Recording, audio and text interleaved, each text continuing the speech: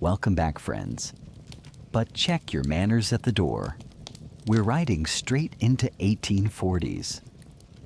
Frontier America, where the coffee's made from burnt beans and boot polish. The neighbors are 6 miles away, but somehow always in your business. And the nearest doctor is just a man with a saw and a Bible. Every handshake comes with a side eye. Every barn creaks like it remembers the murder. And if the wind's howling tonight, don't worry. That's just the coyotes. Or the widow down the road.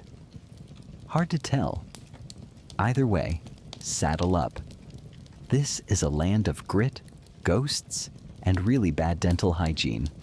And trust me, it only gets weirder from here. If this sleepy scroll through the past brought you peace, a like and a sub would mean a lot. No strings attached. Unsubscribe anytime. Drop your city and local time in the comments. Who else is still awake with us tonight? Go ahead. Fluff your pillow, take a slow breath, and let's walk into the wild noise of history together. You arrive in the middle of a frontier town just after sunset. The glow of whale oil lamps flickers weakly through the dirty glass of saloons and boarding houses, casting amber halos onto the wet boards of the street. Everything smells. Everything. Horse sweat? Unwashed humans? Wood smoke? Something sour and meaty in the distance? You wrinkle your nose. Big mistake. Now you're tasting it too. You step out of the wagon, and immediately your boot sinks into what you hope is just mud. It's not.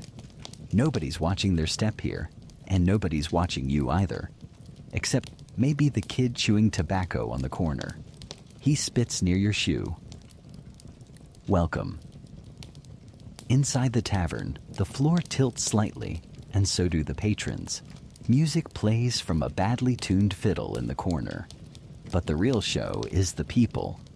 Fur traders reeking of pelts and pride, women with sharp eyes and sharper elbows, and men who introduce themselves with the phrase, "You lookin' for trouble." You sit, cautiously. The bench creaks. A plate of something gray and steaming slaps in front of you. Stew, probably. You eat it. You're starving. And historians still argue whether it was pork, squirrel, or just ambition boiled in rainwater. Everything is loud. The laughter, the boots stomping upstairs, the pistol shot in the alley. No one flinches. Someone asks where you're from. When you tell them, they stare a second too long, then nod. Just once. You're lucky tonight. That nod could just as easily mean a brawl. The town is new, like most towns now, carved roughly from woods or prairie just a few years ago, stitched together by people chasing dreams or running from something. A preacher and a whorehouse opened the same day last spring. The sheriff left in the fall. Nobody replaced him. Outside, stray dogs fight over a chicken carcass, while two men argue over land boundaries that no one's mapped properly. Guns are easy. Maps are hard. So is reading. You stay at a boarding house where walls are thin and blankets are optional. A drunk man sings to himself in the next room. His voice cracks somewhere between a hymn and a threat. Your pillow smells like old apples and loneliness. You try to sleep anyway. You'll need your strength. In the morning, you have to find work. But finding work means choosing which danger you want. Logging with axes that bounce on knots and bury themselves in shin bones.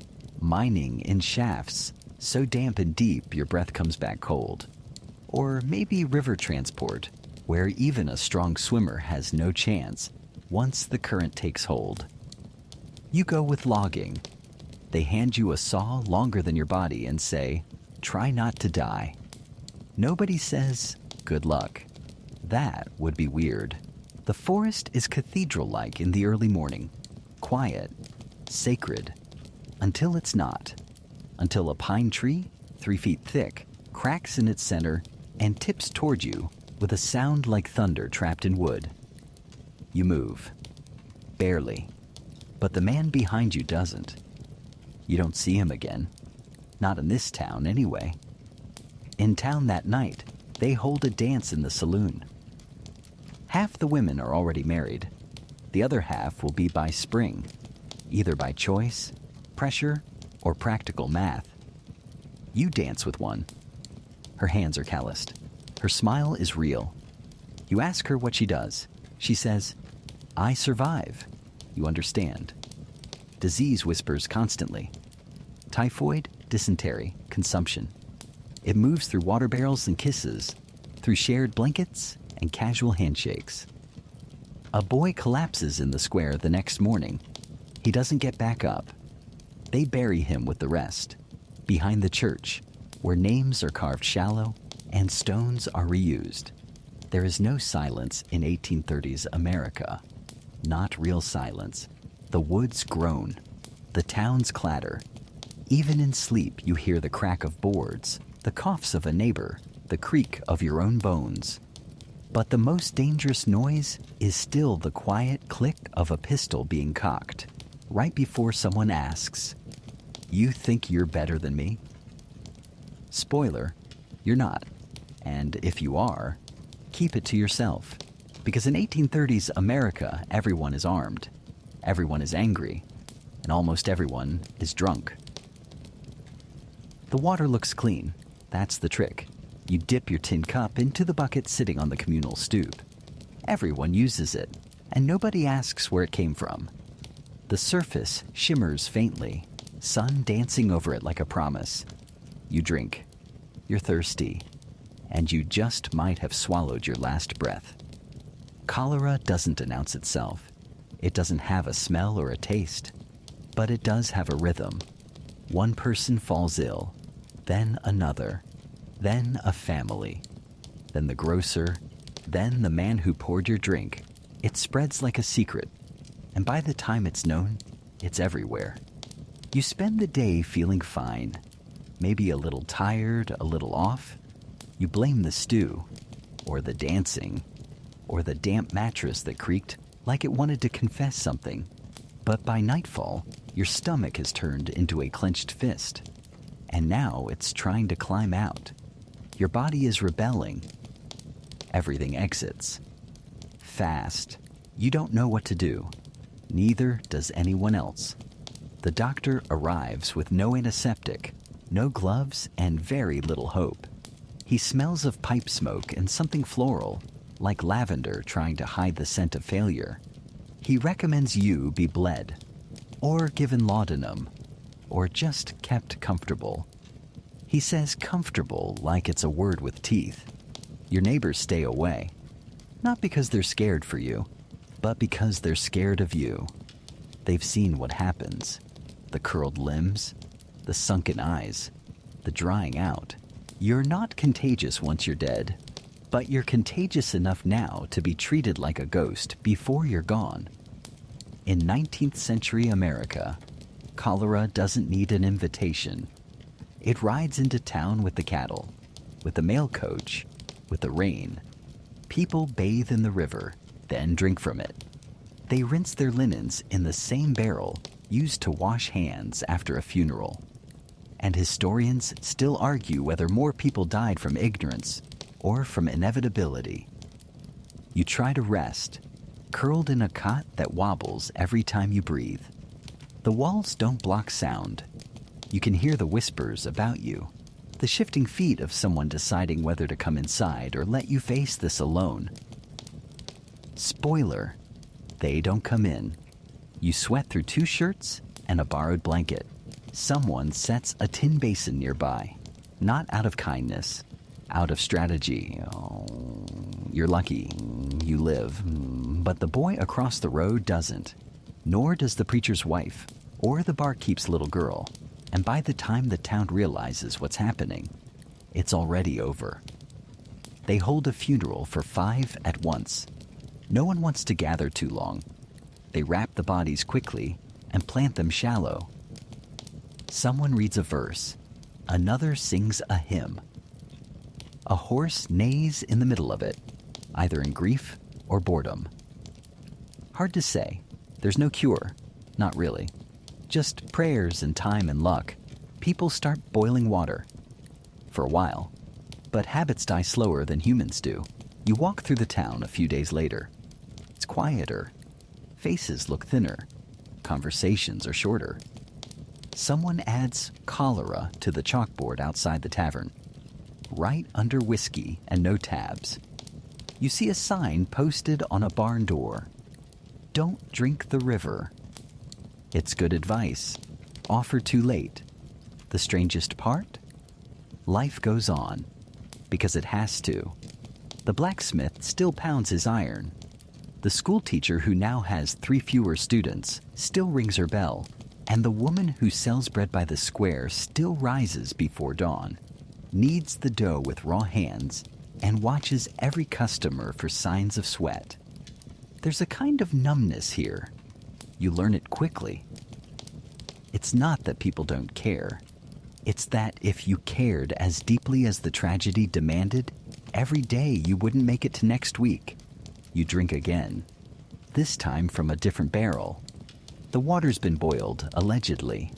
It tastes like smoke and iron, but it's better than the alternative. Your stomach knots. You pause, but nothing happens. You live another day. You laugh a little, and it startles the man next to you. Laughter's rare now, almost suspicious. You wipe your mouth with your sleeve and stare out toward the fields, toward the river glittering in the distance, looking as innocent and deadly as ever. And you realize something quietly as you shift your weight and watch the light catch the tin cup in your hand. In 1830s America, survival isn't about strength. It's about roulette. And today, you won the spin. It's just a drink, they said. Just one to warm your belly. Maybe take the edge off after a long shift of not dying from disease. But when you walk into the saloon, boots scraping against pine boards warped by years of spilled beer and bodies, the air hits you like a wall. It's thick with pipe smoke, sour sweat, and that sharp tang of tension. The kind that crackles between strangers with too many opinions and not enough teeth. You don't order anything fancy. There isn't anything fancy. The bartender, a man whose beard seems to be doing more thinking than his eyes, pours something dark into a glass. It burns on the way down, but you nod like it's good. That's the custom. You sit. You try to relax. But this isn't a place for relaxation. This is a place for performance. The piano in the corner wheezes out a waltz, but no one dances. It's background noise. A polite distraction from the growl of boots behind you and the sharp clatter of a shot glass slapped just a bit too hard onto the bar. You glance sideways. A man stares at you. Or past you. It's unclear. You shift your seat slightly, and that's all it takes. "Something wrong with your chair?" he says. He's got a Bowie knife hanging from his belt and a mustache with its own sense of justice. You blink, try to smile. Nope, all good. Too late. He stands, and now the air changes. This happens more often than you'd believe. One crooked glance, one accidental toe stepped on, one story told a little too loud, and suddenly someone's brandishing something sharp or heavy or both. Because in 19th century America, masculinity is a contact sport, and honor is blood-soaked. The man slams his cup down and draws. Not a gun? Not yet. The knife gleams like a second moon. You don't move. The room goes still. Even the piano player stops, mid-note. No one intervenes. They never do. Because bar fights here aren't interruptions. They're expected. You stand slowly. Show your hands. You say, "Didn't mean nothing by it." That's the only apology he might accept. Might. He stares at you like he's trying to solve a riddle he doesn't like the answer to. And then, a moment of mercy. Or maybe just boredom. He grunts, turns, goes back to his drink. You sit back down, but a different stool this time. Historians still argue whether these fights were about power, fear, boredom, or just the lack of consistent vegetables. But what's clear is that violence wasn't an escalation. It was a punctuation. The end of a sentence no one was brave enough to finish with words. You look around and notice the marks, not the scars on people's hands, but on the furniture. Knife grooves in tables, bullet holes in doors, the broom closet that still holds a bullet from a dispute about pork rations in 1841. The past never leaves in places like this. It gets layered into the wood. A man 2 stools over tells you about a shootout last month. Says a guy came in looking for someone who owed him $5. Ended up dead. So did the man he came for. Also the bartender. But that was the old bartender, he clarifies. You nod. Sip your drink. Make it last. The Bowie knife isn't just for decoration. These were real tools of survival. Broad-bladed, fast-drawing, and personal. Americans in this era didn't have time for fencing foils or honor duels. They had cleavers, and bad tempers, and liquor that could peel paint. And if you're wondering about law enforcement, there usually isn't any. Or at least not the kind you'd hope for. The sheriff might be drunk, the deputies might be related to the suspect, and the jury.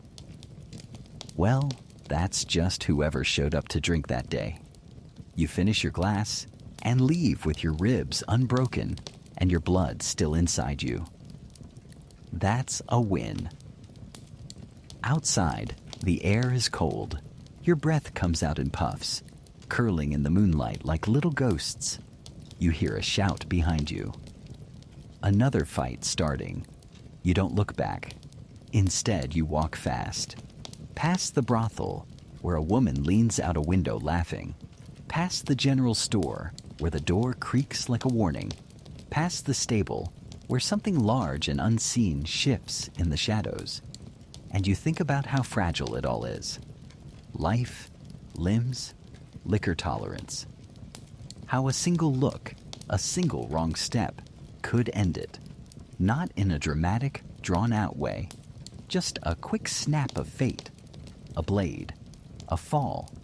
A decision you didn't even realize you were making. You make it back to your boarding house. Sit on the bed. Exhale slowly. You didn't die tonight. That's worth something.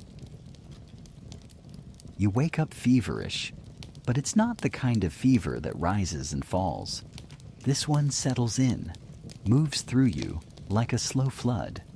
Your joints feel stuffed with wet cloth. Your skull pulses at the temples, like it's trying to hatch something. Your stomach turns, your teeth ache, and your eyes sting behind the lids. Even blinking feels like dragging a rusted gate shut. You sit up and immediately regret it. The room spins, not quickly, but with intent, like it's waiting to see if you'll collapse so it can start laughing. You manage to dress. Sort of. You miss a button. Don't notice? Every step feels like the floor is rebelling. You open the door, and the light makes you flinch. The town hasn't changed. Of course it hasn't. The dust still dances its lazy spirals in the street. A dog barks at nothing. Someone's yelling about horseshoes, loud and indignant, as if forged metal is a personal betrayal. You ask around. Slurred voice. Glazed eyes. A boy with a runny nose points toward the edge of the square. Surgery's over there, he says, like it's a curse he's had to memorize. You find it? A low shack with peeling paint and a crooked sign nailed above the door. Just one word. Surgery. In red, not paint. You're not sure. You hesitate. A swallow sticks halfway down your throat. Then you go in. It's a single room. Dirt floor covered in sawdust. The air smells like something that once bled and didn't stop.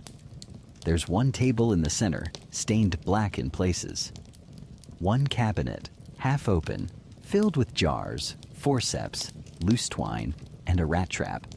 No sink, no basin. just a bucket in the corner and a rag that looks like it retired years ago. A man hunches over a crate, sharpening a bone saw slowly, rhythmically. The sound grates. He doesn't look up. When he finally turns, he smiles. 4 teeth, 2 gold, 1 wooden. He gestures for you to sit. No questions about your symptoms. No notebook, no stethoscope. They're around, but mostly decorative. He just looks at you the way a butcher looks at a side of meat. "Where's it hurt?" he asks. You say, "Everywhere." He grunts, "Not helpful." He pokes your ribs, presses your stomach with 2 fingers that haven't been cleaned since last Tuesday. He lifts your eyelid, peers down your throat, taps your chest and listens, not with an instrument, but with his ear against your sternum, like he's trying to hear a confession. Then he steps back and mutters something about imbalanced humors. Of course, humorism, bile, blood, phlegm, the body's sacred comedy of fluids. He opens a drawer that wheezes like a sick man and rummages through a small chaos of glass bottles, wax paper packets, rusted instruments, and 1 very dead moth. He picks a bottle, black syrup, clinging to the sides like tar. Open. You do. He pours a spoonful into your mouth. It tastes like licorice, cloves, and iron nails. Your throat tries to throw it back, but it's already too late. Opium base, he says. Maybe mercury. Pause. Maybe both. You ask if there's a better option. He shrugs. Amputation. You laugh. He doesn't. This is medicine in 19th century America. No germ theory, no antibiotics, no antiseptic. Hospitals, where they exist, are often just warehouses for dying people. Doctors reuse their tools without cleaning them. Surgical gowns are optional, and when worn, they're rarely washed. Wounds are stitched with the same needle used on a previous patient's thigh. Pain relief. If you're lucky, whiskey. If you're unlucky, prayers. During the Civil War, more soldiers died from infection than bullets. The surgeons worked assembly line style, moving from man to man with bloody hands and bloodier aprons. One field report described a tent where the floor was 6 inches deep in limbs. That's not poetry. That's inventory. You're not in a battlefield, but it's close. The doctor decides not to amputate?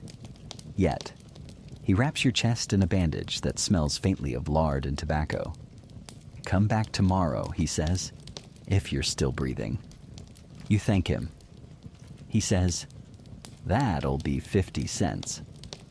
No irony, no blink. You pay. As you leave, someone's being carried in. A boy, maybe 10, holding his gut with both hands, blood trickling between his fingers. His mother's face is white and silent. The doctor sighs, reaches for the bone saw again. You sleep in your clothes that night, in boots, just in case you need to run. The fever breaks eventually, not with a moment of relief, more like a long negotiation. One day you can sit up, another you can walk without swaying. Your body feels like it lost a bar fight with itself. Appetite's gone. Sleep is shallow. Your dreams are full of knives and sawdust, and a voice counting backward from 10, though no one ever did. You ask around about better doctors. People laugh. You think he's bad? A woman says. Last guy treated a hernia with a red-hot poker and a hymn. You don't ask which hymn. Someone else tells you about a traveling healer who uses boiled toadstools and brandy. Claims it works. You ask what happened to her last patient. He moved away. She says, you don't believe her. She doesn't either. In the cities, Philadelphia, Boston, New York, the best doctors are starting to use ether. Anesthesia, they call it. Revolutionary. Dangerous. The dosage is guesswork. One man died from the fumes before the knife even touched him. Another woke up mid-surgery and never stopped screaming. Medical schools are appearing now, respectable ones. But even there, a typical lesson is watching an old man dissect a cadaver while chain smoking and quoting Galen. The corpses are sometimes stolen. The theories, even older. You pass by the surgery shack a few days later.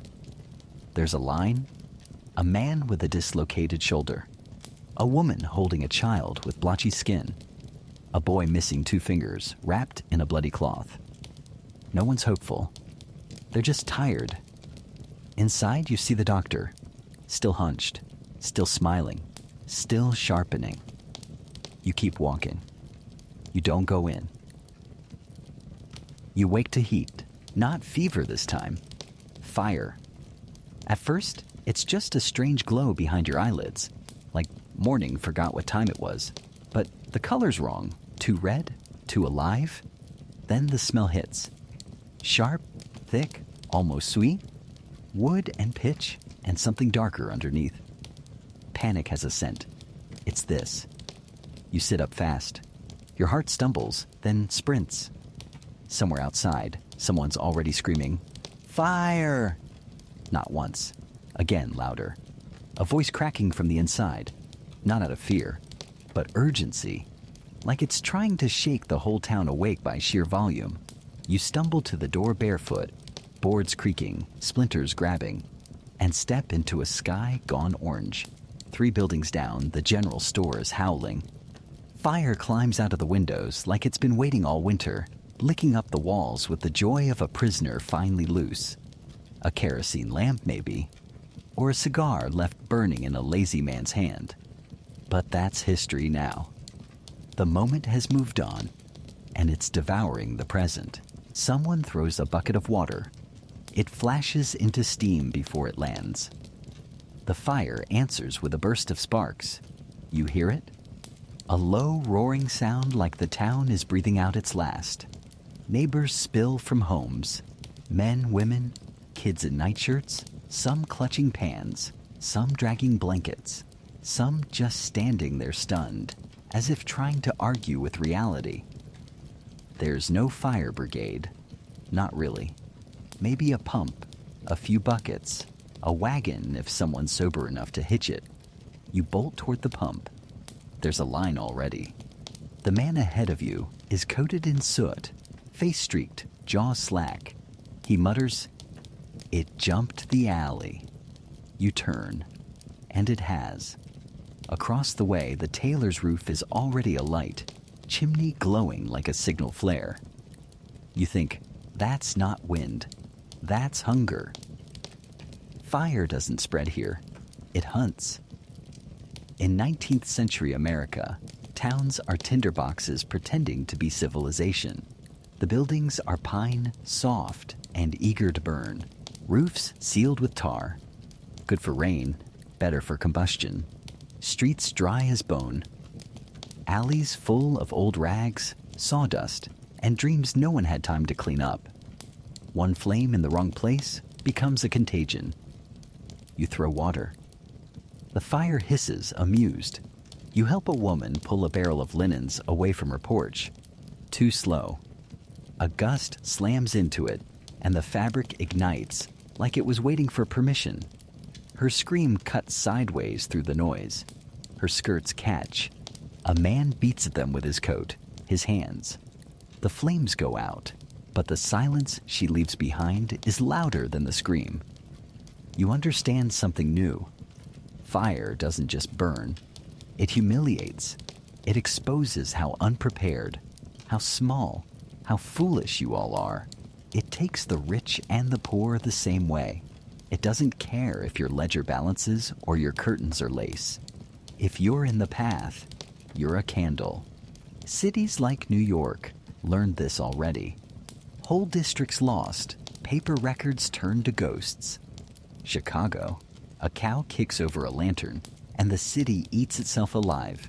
But in your town, there's no buffer, no hydrants, no insurance, just wood, breath, and hope.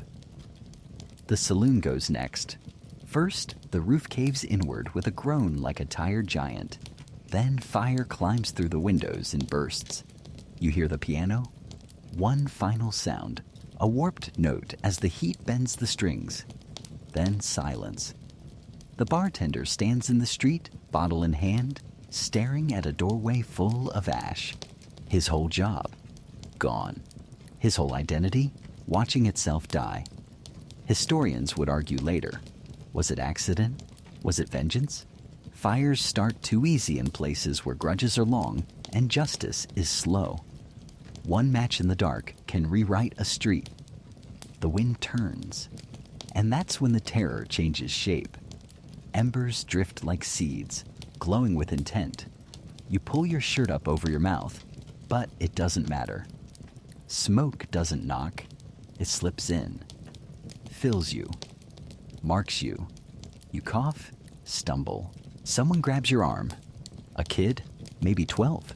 His palm's blistered. You squeeze it tight anyway. In moments like this, names don't matter. Only grip. Eventually, maybe hours, maybe less, the fire chokes itself, not out of mercy, just out of fuel. It runs out of roofs to climb, boards to swallow. It dies reluctantly. The sky is still orange, but softer now, like the color is ashamed. The town is unrecognizable. Ash drifts in lazy spirals, too quiet now. You sit on what used to be a step and watch heat shimmer off the bones of the bakery. The iron oven is still standing, blackened but upright, a monument to stubbornness. No one died, they think? Maybe. Some people are still unaccounted for. A dog howls somewhere. The preacher kneels beside his scorched church and mutters something that sounds like gratitude or warning. You're not sure which. That night, no one goes back inside. The homes still standing feel like traps. You sleep on the ground, wrapped in a coat that isn't yours. Sparks drift overhead like dying stars. Every sound is suspect. A crack of wood, a pop from a collapsing beam. You keep waking up. Heart sprinting, every dream ends in orange. In the days that follow, the town tries to remember how to be a town. Nails are rationed. Tempers snap like twigs. A man punches another over a hammer. A girl cries because her doll's hair burned off. You patch fences, haul timbers, scrub soot from walls that somehow stayed up. You try not to cry. Sometimes you fail. A sign goes up. No lamps above waist, or else. People laugh, but not with their eyes. You keep your boots by the door now, a bucket near the bed. You know how fire talks, that subtle crackle, before it raises its voice. You know the rhythm now. First, the glow, then the scent, then the sound, and finally, the scream. Because here, in this raw century, fire is not a possibility. It's a promise. Not if. When. You're not political. Not by today's standards. You don't read speeches. You don't wear colors. You believe what you believe and keep it mostly to yourself. Or you did. Until the morning politics shows up on your porch. In boots, with rifles, and with that look men get when they've decided someone else is to blame for everything wrong in the world. The year is 1856. Kansas is bleeding. The newspapers, the ones not already burned, call it a territorial dispute. Like it's something that can be settled with a handshake. That's like calling a noose a necktie. What it really is, an open-air civil war. A knife fight in a dry field between men who believe slavery is God's order and men who believe it's a sickness that must be carved out with fire. And here you are. Not from here, not part of it, but none of that matters anymore. You settle here for the land, a quarter-acre promise, and the dream of quiet. But peace isn't profitable in this place. Two neighbors stop by. One asks where you stand. You try to answer carefully. Soft words, fence-sitter's tone. The second man spits in the dirt. The first doesn't blink. That was your answer. You picked a side by trying not to. This is not about ballots or debate. This is about muskets and torches. About who's still standing when the smoke clears. They call themselves names like border ruffians, jayhawkers, free staters, southern partisans. Behind those names, hatchets, pistols, wagons full of kerosene. They burn homes to make points, raid towns to settle rumors, hang men for speaking too loudly, or not loudly enough. Sometimes they bring their children to watch, because that's the kind of country this is becoming. You pass a barn that was blackened last night, charred boards still steaming, a burnt boot in the grass, no foot inside, but the suggestion is loud. No one asks.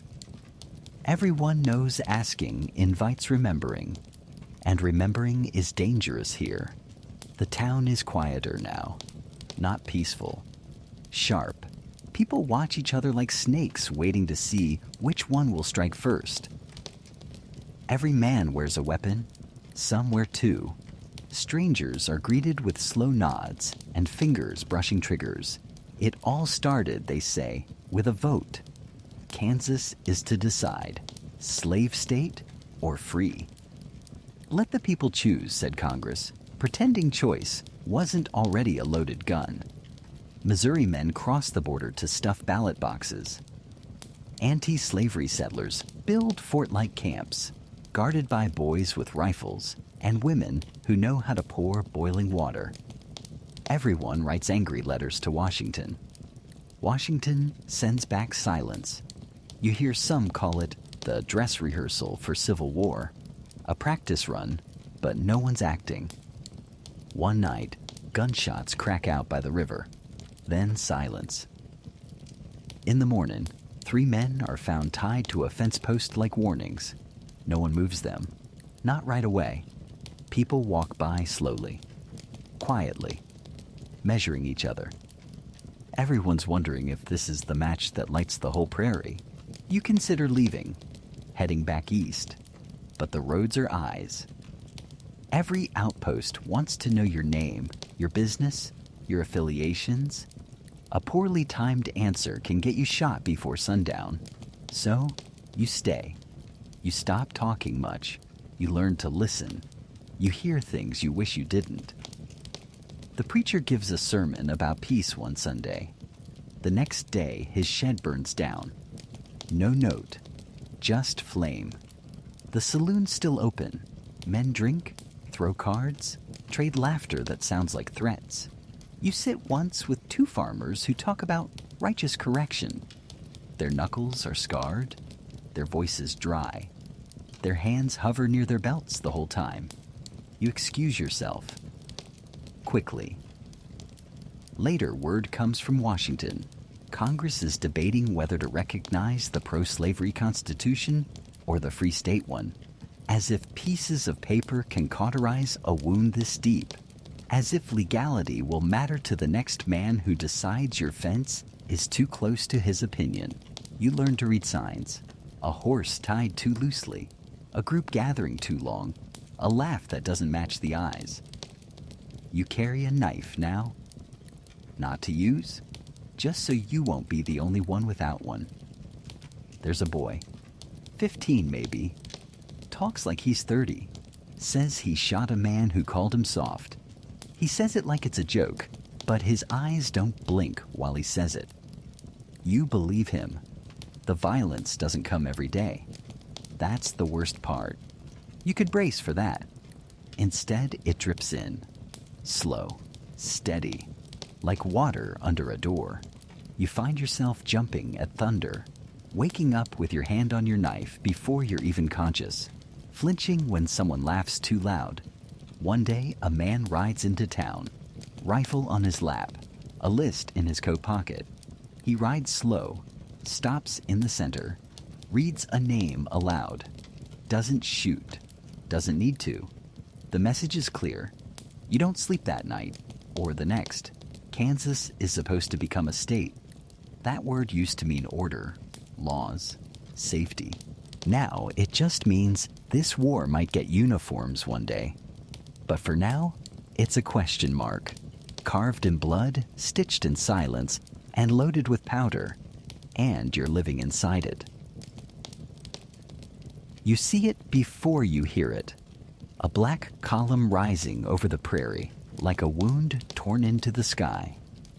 Thick, oily smoke, curling upward in deliberate strokes, as if God himself had taken a brush and painted a warning on the morning. The townsfolk gather near the edge of the road. Nobody says much. They squint, they shade their eyes, they listen. Then you hear it. Not a sound so much as a presence. A deep, thunderous rhythm, part engine, part animal. It pulses like a heartbeat that doesn't belong to anything alive. It's a train. And with it, the fever arrives. Progress. They call it the Iron Horse. A roaring, clanking, hissing machine that eats fire and spits velocity. Dragging behind it, dreams, bodies, fortunes, ruin. People cheer. Children sprint alongside the track, stumbling over rocks, waving at the blur. Old men take off their hats. You just stand there, frozen between awe and dread. The thing is massive, larger than any drawing, louder than any story. It smells like coal, steel, and something more primal, like momentum made flesh. And it is change, irrevocable, fast, dangerous, indifferent. You ride it soon after. You borrow what you can, scrape together coin, trade labor for fare. Then you climb aboard, past the iron steps, and into a wooden carriage that smells of varnish and sweat. The benches are hard. The bolts show. The windows rattle in their frames. Around you sit farmers, drifters, a woman with a baby wrapped in cloth, a man chewing tobacco into a tin. No one speaks. The floor jitters beneath your boots. The whistle screams. And then you're moving. Slow at first, then faster. Trees blur. Fence posts become flickers. Time stretches, then snaps. You grip the bench. You pass places you didn't know existed. Streams. Broken carts. Abandoned shacks. Herds of cattle that bolt at the sound of the whistle. You watch the land roll by like it's being peeled open. The journey that once took 2 weeks now takes 6 hours, and even that feels too long. But speed doesn't mean safety. At the next depot, news spreads fast, voices low, eyes wide. A train derailed 15 miles back. Heat warped the rails. The curve didn't hold. The boiler exploded. They say it landed in a tree, 40 feet high. No survivors. No one's sure how many were aboard. Paper records can't keep up with fire. You realize something then. The future has arrived, and it doesn't care who's ready, or who's in the way. Historians call it a marvel, a triumph of steel and steam. But under that glory is a body count they don't put in the textbooks. The tracks are laid with blistered hands, sunburnt skin, and backs bent by 16-hour days. Mostly Irish, mostly Chinese, mostly forgotten. Safety protocols? Loose. Training? A rumor. Your conductor looks 17. He might be younger. And the station platforms? Chaos wearing a polite smile. Pickpockets drift like smoke. Hawkers sell potions promising eternal youth and cure-alls for rail sickness. One man waves a box of magnetized boots and says they cured his father's gout. You ask if his father still wears them. He says he's buried in them. You meet a woman on the train, middle-aged, pale, a black ribbon around her wrist. She says her husband was boiled alive in a crash near Cincinnati. Pressure valve burst mid-curve. She rides anyway. What's the alternative, she asks. Horseback? Her voice is gentle. Her hands never stop trembling. The train doesn't just move people, it moves economies. It builds towns from dirt. One station opens and a dozen shops bloom around it like weeds after rain. Saloons, butchers, surveyors. By the time the rails reach a river, someone's already selling tickets to cross it. You pass a work camp. The train slows. You see the men laying new track, soot-streaked, bone-tired, faces carved by sun and silence. They don't wave. One man lifts a hammer and brings it down without looking up. Another leans on a shovel, coughing blood into the earth. You wonder if he'll finish the day. You wonder if it matters. What no one tells you is this: the land speaks. The wind hums through tall grass. Insects buzz like wire. Birds call out from cottonwoods. But the train silences all of it. Every chug, every hiss, every shriek of metal drowns the old sounds, replaces them. This is not just movement. It's domination. You arrive at your destination. A boomtown in mid-birth, scaffoldings everywhere, half-built stores, streets more mud than road. A man offers to sell you a genuine railroad watch. It ticks twice and stops. Another man sells maps to land that may not exist yet. A preacher yells from a crate about how the devil rides the rails. No one listens. You step down. Your knees shake. Your boots slide on gravel. You've made it, for now. The train pulls away behind you, trailing smoke like a comet. Children wave. A dog barks. Somewhere a bell rings. And you're left standing in the dust. Heart still racing, ears ringing, boots unsteady. You've survived, this time, because the iron horse may carry you forward. But forward is not free. Not in this century. Not in this country. Not without cost. You head west, not because you want to, not really, but because the East has run out of room. For your debts, your failures, your name. Because the factories cough poison, the landlords raise rent, and the ground itself feels tired beneath your boots. Because someone told you that out west, the dirt is new and the sky is clean, and there are second chances waiting like fruit on the branch. You believe just enough to go. The posters are nailed to tavern walls and the sides of train depots. Land, they say. Free plots, ripe fields, rainfall like clockwork. Orchards, rivers, honey. And if you squint hard enough at the drawings, maybe you'll even see peace. Instead, you get mud, wolves, and a pie that might legally qualify as a crime. Your wagon train is small. 6 families, 2 bachelors. One preacher who insists on reading scripture every sunrise, even when the sky's vomiting hail.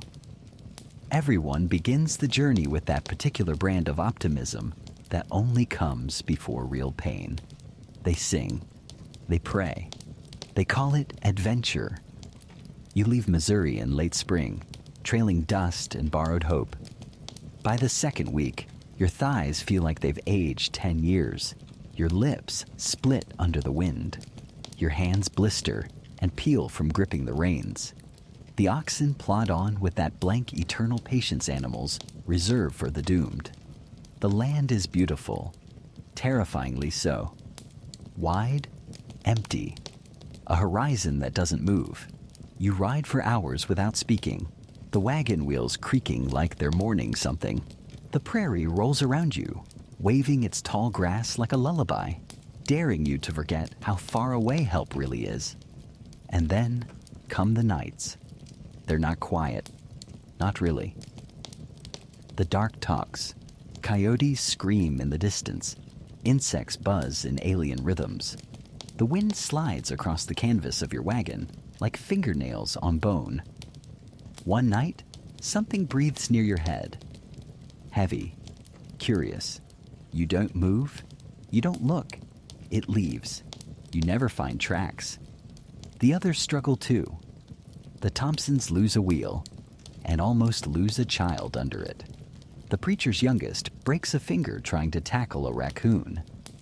You help where you can, but sometimes the frontier doesn't care how helpful you are. Sometimes it just wants to break things. Meals get simpler, duller. Salt pork, beans, biscuits you could use to fell a bear. Someone finds berries. Everyone cheers. Sarah eats too many and turns the color of bad milk. She moans for 2 days, doesn't open her eyes. The preacher calls it a trial. You call it a mistake. Then comes the pie. It's someone's birthday. A fire is lit, shaky and low. A pie appears, roundish, suspiciously purple, made with wild berries and borrowed flour. You eat it. You regret it. 4 of you vomit so violently, the oxen look concerned. One man sees visions. He starts shouting that God has chosen the preacher as his bride. The preacher is not flattered. Historians still debate whether more pioneers died from dysentery or determination. You suspect the answer is both. The terrain shifts. The air gets thinner. The grass turns yellow and mean. You ford a river that almost takes a wagon and a child. You don't sleep that night. You stare into the trees and think about names you haven't said in years.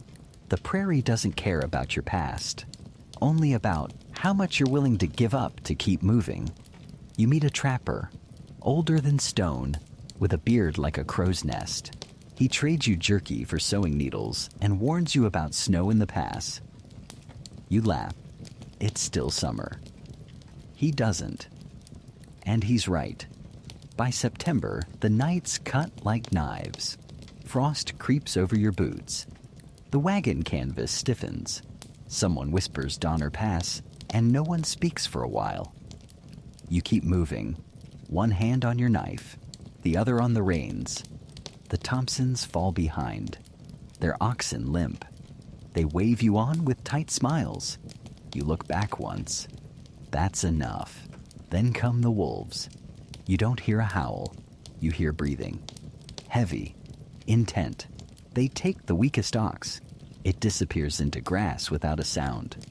Somehow, that silence is worse than a scream.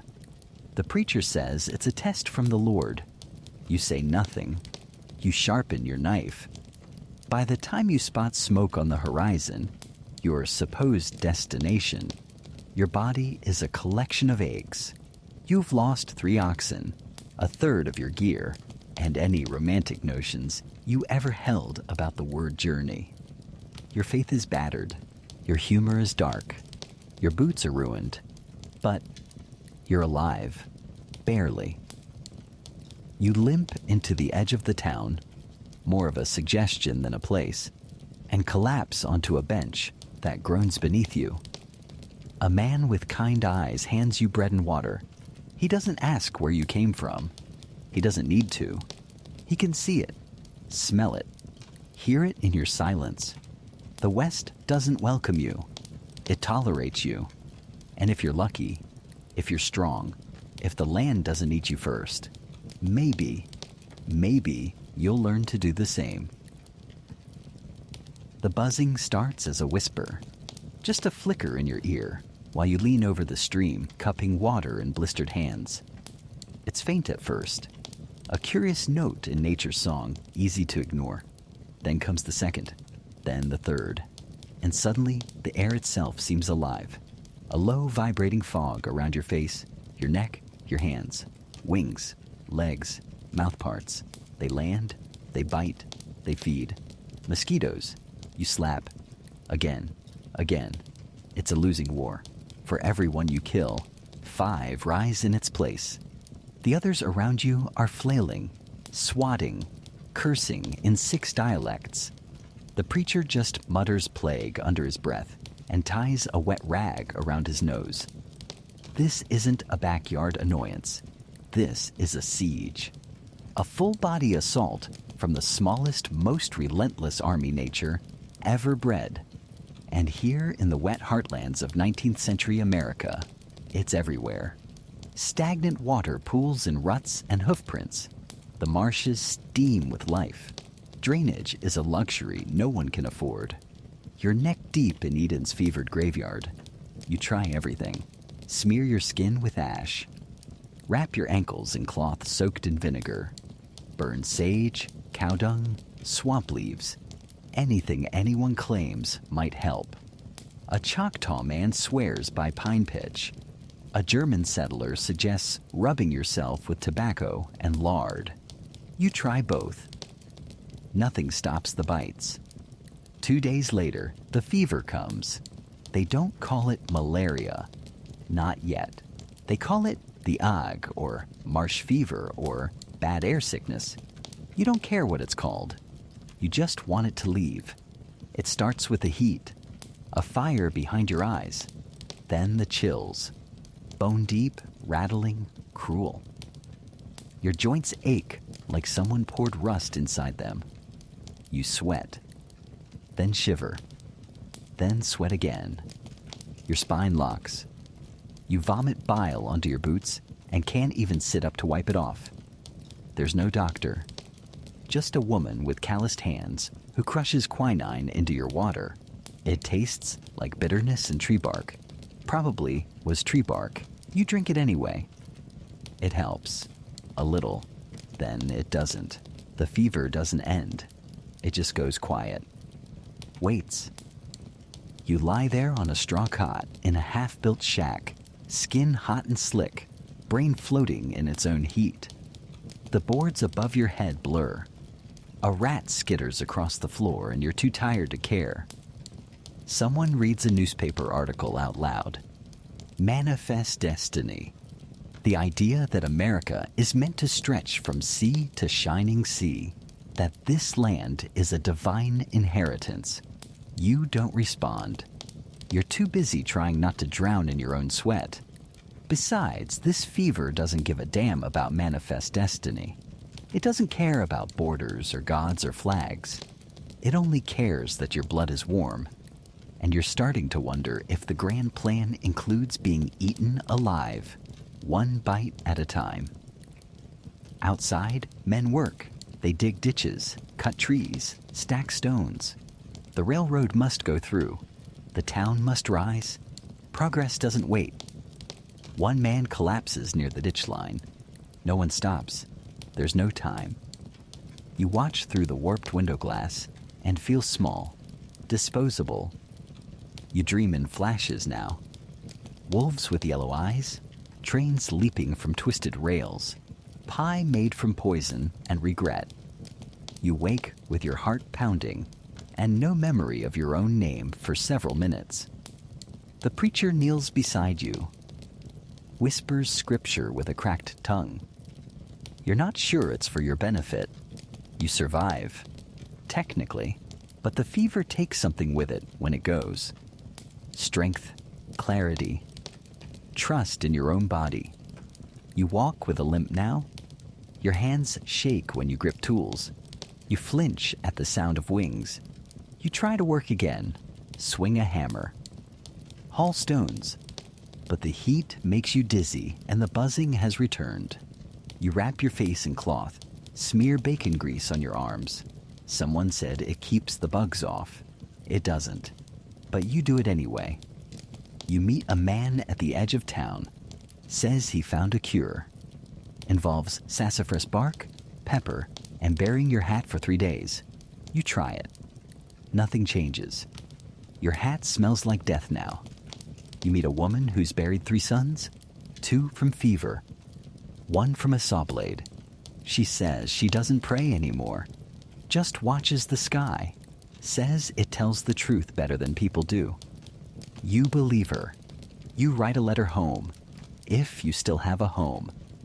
You say the land is beautiful, that the sun sets like fire behind the pines, that you're strong, that the people are kind. You don't mention the buzzing, or the sweat, or the smell of quinine and rot. You don't say how your bones ache every time the sun rises.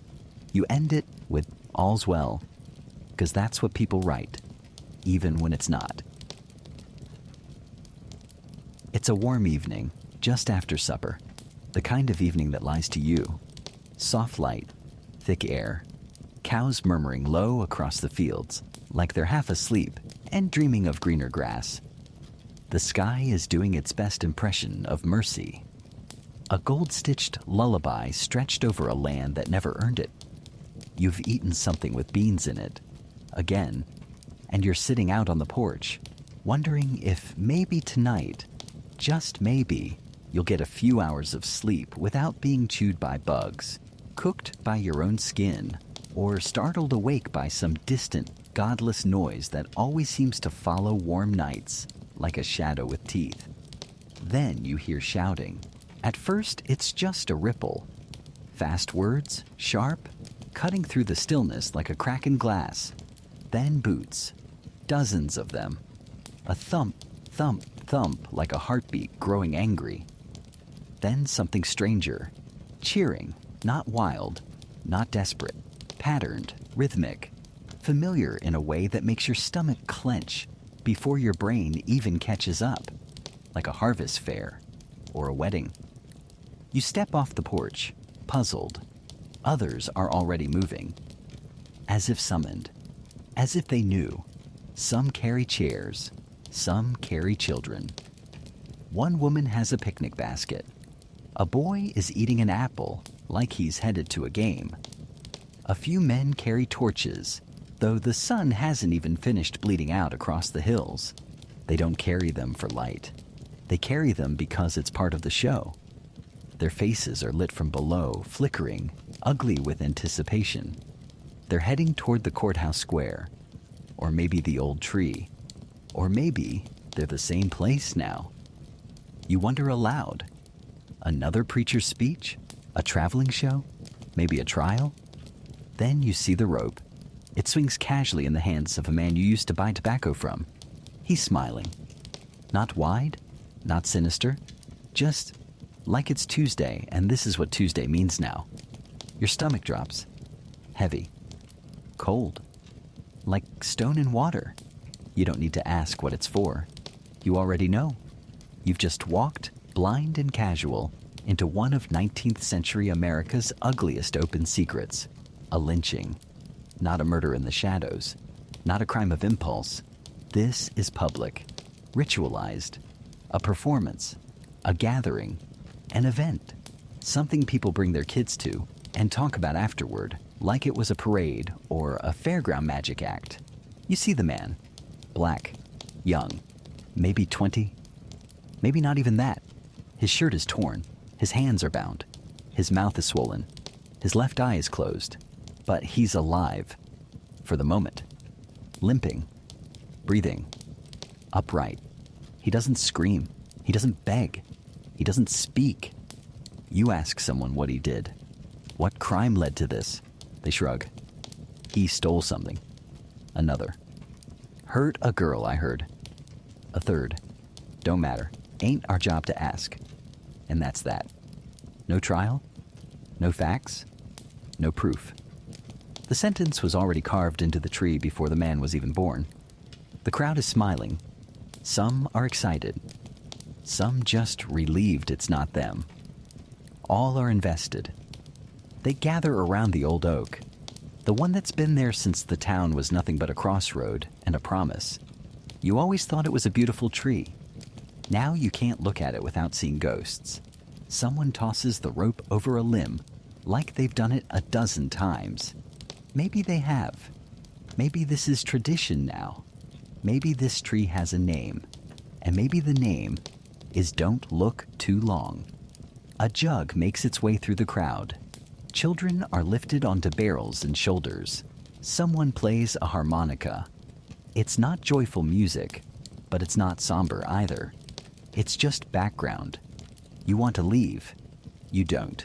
Because leaving would mean pushing past people you know. Past your neighbor, your barber, the woman who once made you a pie when your wife died.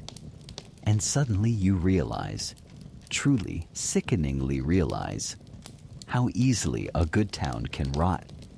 How quickly stillness becomes complicity. How silence feels like safety, but isn't. The man looks up, not at the crowd, at the sky. Like maybe the stars might come early tonight. Like maybe the sky will take him before the rope does. You hope, with a sick, selfish ache, that he goes fast. Historians will argue about how many this happened to, how often, how widespread. The records will be scattered, burned, misfiled, erased. But the truth won't die. It lives in photographs, in postcards, in the polite omissions of county history books. Some towns held lynchings on market days, some printed programs. You try not to remember what comes next, but you do. The sound the branch makes, not like wood breaking, but like wood remembering, the way the body moves and then doesn't. The silence, total, complete, as if the land itself is holding its breath. The swing of the rope, the creak, the absolute finality of it all. And then someone says, "Let's eat." Just like that, the world resets. Conversation resumes. Children whine about being tired. The crowd disperses like it's the end of a sermon. The town exhales. The air goes back to pretending nothing happened. But the rope still swings, lazy in the breeze. A thread left hanging in case someone else forgets their place. The next morning, the tree is clean. But not really. The wood remembers. The dirt remembers. You do too. You hear later the man may have been innocent, or mistaken for someone else, or just convenient. The story gets slippery, details blur, but the tree still stands, and so does the silence. The preacher gives a sermon that Sunday. Something about obedience, about divine justice, about order. He never mentions the rope, but during the benediction, his eyes flick to the window, just once. A boy tells a joke about it at the saloon. Something cruel, something vivid. Someone laughs too hard. Someone else doesn't laugh at all. No one says stop. That night you try to sleep, but the rope creaks. Even when the wind is still. Even when you shut every window and stuff cloth in your ears, it creaks. And it will keep creaking until someone finally cuts it down and buries it properly with a name. You wake up to the stench of sewage, not a suggestion, not something you could call musty to be polite. No, this is aggressive, violent, the kind of smell that grabs the back of your throat and squeezes until your eyes water. It smells like rot, like sickness, like everything the body can't hold in. And it's coming from everywhere. You gag, you sit up, and then you remember, this is your life now. A third-floor room in a city that's growing too fast to bother with plumbing. A tenement that leans like it's exhausted by its own weight. The wallpaper peels and strips. The windows sweat. You live among 16 other souls on this floor alone, though the number changes depending on the week or the weather. Your room is small, too small for 6 people, which is exactly how many it holds. You share space with 2 dock workers, a cigar roller, a wheezing man who lost his boots 2 jobs ago, and a baby who wails like it owns the building. No one knows who the mother is anymore. She might have moved. She might have died. The baby stayed. Your mattress is straw packed into a burlap sack and soaked with more nights than you can count. It smells like old cabbage, burnt tobacco, and feet, and somehow also like damp bread. You sleep in your clothes. You have no choice. They're your blanket, your armor, and your shame all in one. You hear scratching 2 rooms over. Not mice, nails, fingers. Someone picking at scabs. Someone chasing lice. It doesn't matter. You've learned not to care about the details. There's a bucket in the hallway. Not for water. The other thing. And it's full. Someone missed. You step around the stain on the floorboards, holding your breath like it's the last clean thing in the world. The boards are warped from past spills. One creaks ominously beneath your heel. You don't dare check what's soaked into it. Outside, it doesn't get better. It just gets louder. The streets are a theater of filth. Horses leave steaming piles in their wake.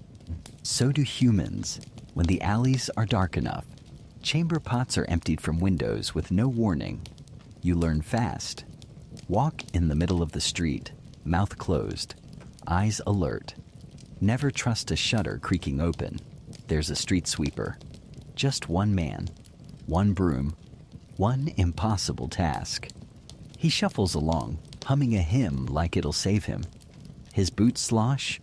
The air tastes like coal smoke, spoiled meat, and spoiled dreams. Welcome to the city. You head to work, if you can call it that. Today it's a button factory. Yesterday it was packing matches. Tomorrow it might be hauling bricks for a man who forgets your name every time you show up. You're not a worker here. You're replacement parts. The factory is brick outside, soot inside. You squeeze into a narrow aisle between children and mothers, and men who've stopped blinking. The windows are nailed shut. There's light, but no air, just heat. The smell of sweat and steam and singed fingers. You light a stub of candle and hope the wax doesn't drip into the machine. You work. You don't speak. You don't cough too loud. You bleed, just a little, from a pinprick, and wonder if it'll turn into infection. If it does, you're already dead. At noon, there's a break. 5 minutes? You sit on the floor. Someone passes you a crust. Someone else passes a bottle. It's vinegar water. It tastes like regret. You drink it anyway. Back in the tenement, someone's died. Again. You hear the landlady mutter something about consumption and bad habits. The body is dragged down the stairs wrapped in a curtain. The room is swept. The bed is taken. By supper, a new man is lying there, breathing just as heavily as the last one did. You eat on the stoop, a slab of bread, a scrap of cheese, a hunger that never really leaves. A rat scurries past. You don't flinch. It's lived here longer than you have, and it's earned the right to walk wherever it pleases. A fight breaks out 2 floors up. Something crashes. A child screams, then silence. Someone plays a fiddle next door. The tune is almost beautiful. You sit there and wonder what it would feel like to breathe deep without coughing, to drink water that doesn't fight back, to lie in a bed that doesn't crunch when you move. Historians still debate how people lived like this. Some call it resilience. Others call it necessity. But they're writing from clean rooms with clean hands. They don't know what it's like to listen for death in a hallway, or to bargain with a coin and a piece of stale bread. There are public baths. You try one? The water is gray, thick with skin and old secrets. You pay a man for soap. He hands you a sliver someone else already used. You scrub fast. You leave faster. And yet, you still find something to hold on to. The light at dusk, golden and careless, catching on the edge of a window pane. The sudden warmth of someone sharing a story beside the stove. The brief accidental kindness of a stranger. You learn to hoard those things like treasure, because they're the only wealth you'll ever know. You lie down for the night. The baby starts crying. Someone else starts coughing. And then above you, a soft splash. A bucket tipped again. You pull your coat over your head, close your eyes, and pretend the city doesn't exist, just until morning. You don't volunteer. No one really does. But your name gets drawn anyway, scratched onto a list by a clerk who doesn't look up, doesn't care, just points and says, "Next." It's 1863. The war isn't a story anymore. It's a presence, a storm, a bleeding thing that marches across maps and into your life whether you want it or not. The Union is calling. Or maybe the Confederacy, depending on which side of the border you woke up on. Doesn't matter. Both are hungry. Both wear the word cause like armor. Both say it's about freedom, honor, statehood, dignity, sovereignty, vengeance. Or maybe just land. All you feel is dread. You pack a satchel with what little you have. A cracked comb, a torn Bible, a letter you never sent. Then you board the wagon that takes you to camp. Camp is not what you imagined. It's mud. Endless mud. Tents sagging like they've lost the will to stand. Smoke curls from scattered fires, but it's thin, mostly for show. The uniforms barely fit. Some men wear coats too small, some none at all. Boots are patched with twine. A few go barefoot. You ask about training. They hand you a bayonet and say, "Try not to stab yourself. Your rifle is older than you. The flint is cracked. The wood smells like mildew and regret." There's a drill sergeant with no patience and half a voice.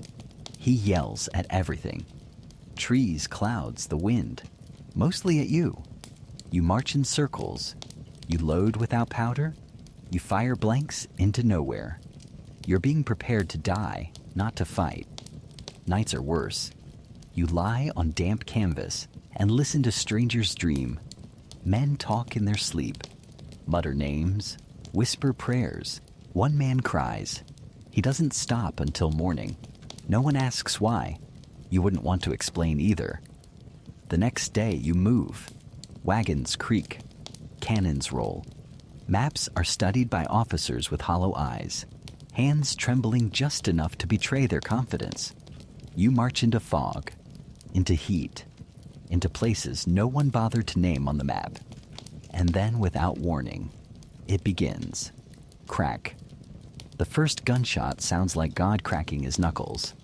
Then more. Fast, overlapping, thunder without rain. You don't know where it's coming from, or where to run. You drop low. You fire.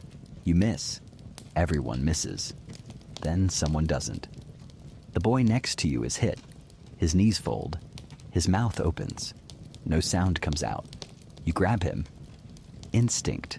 And your hands come away red. So much red. You didn't know there could be this much. You keep moving. Because stopping is death. Smoke rolls in. Your ears ring. You fire again. You bayonet shadows. You stumble through noise and dirt and screaming.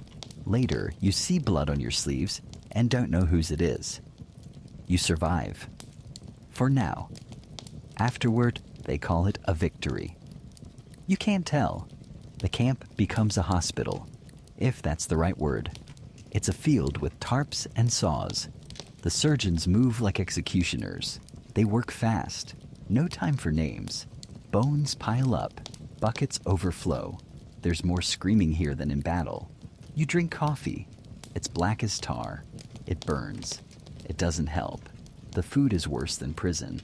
Salt pork like leather. Hardtack that shatters teeth. Water thick with things that don't belong. You crack a molar on a biscuit and keep chewing anyway. Hunger doesn't care about enamel. Disease moves faster than bullets.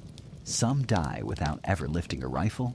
Dysentery, typhoid, fever. Names no one bothers to spell right on the death rolls. The worst part? No gunfire. Just leaking, moaning, fading. You write home. You don't say the truth. You say, "I'm fine." Because what else can you say? The next fight comes before your boots dry. You're told this one will turn the tide. You no longer ask which direction. You just march. You load.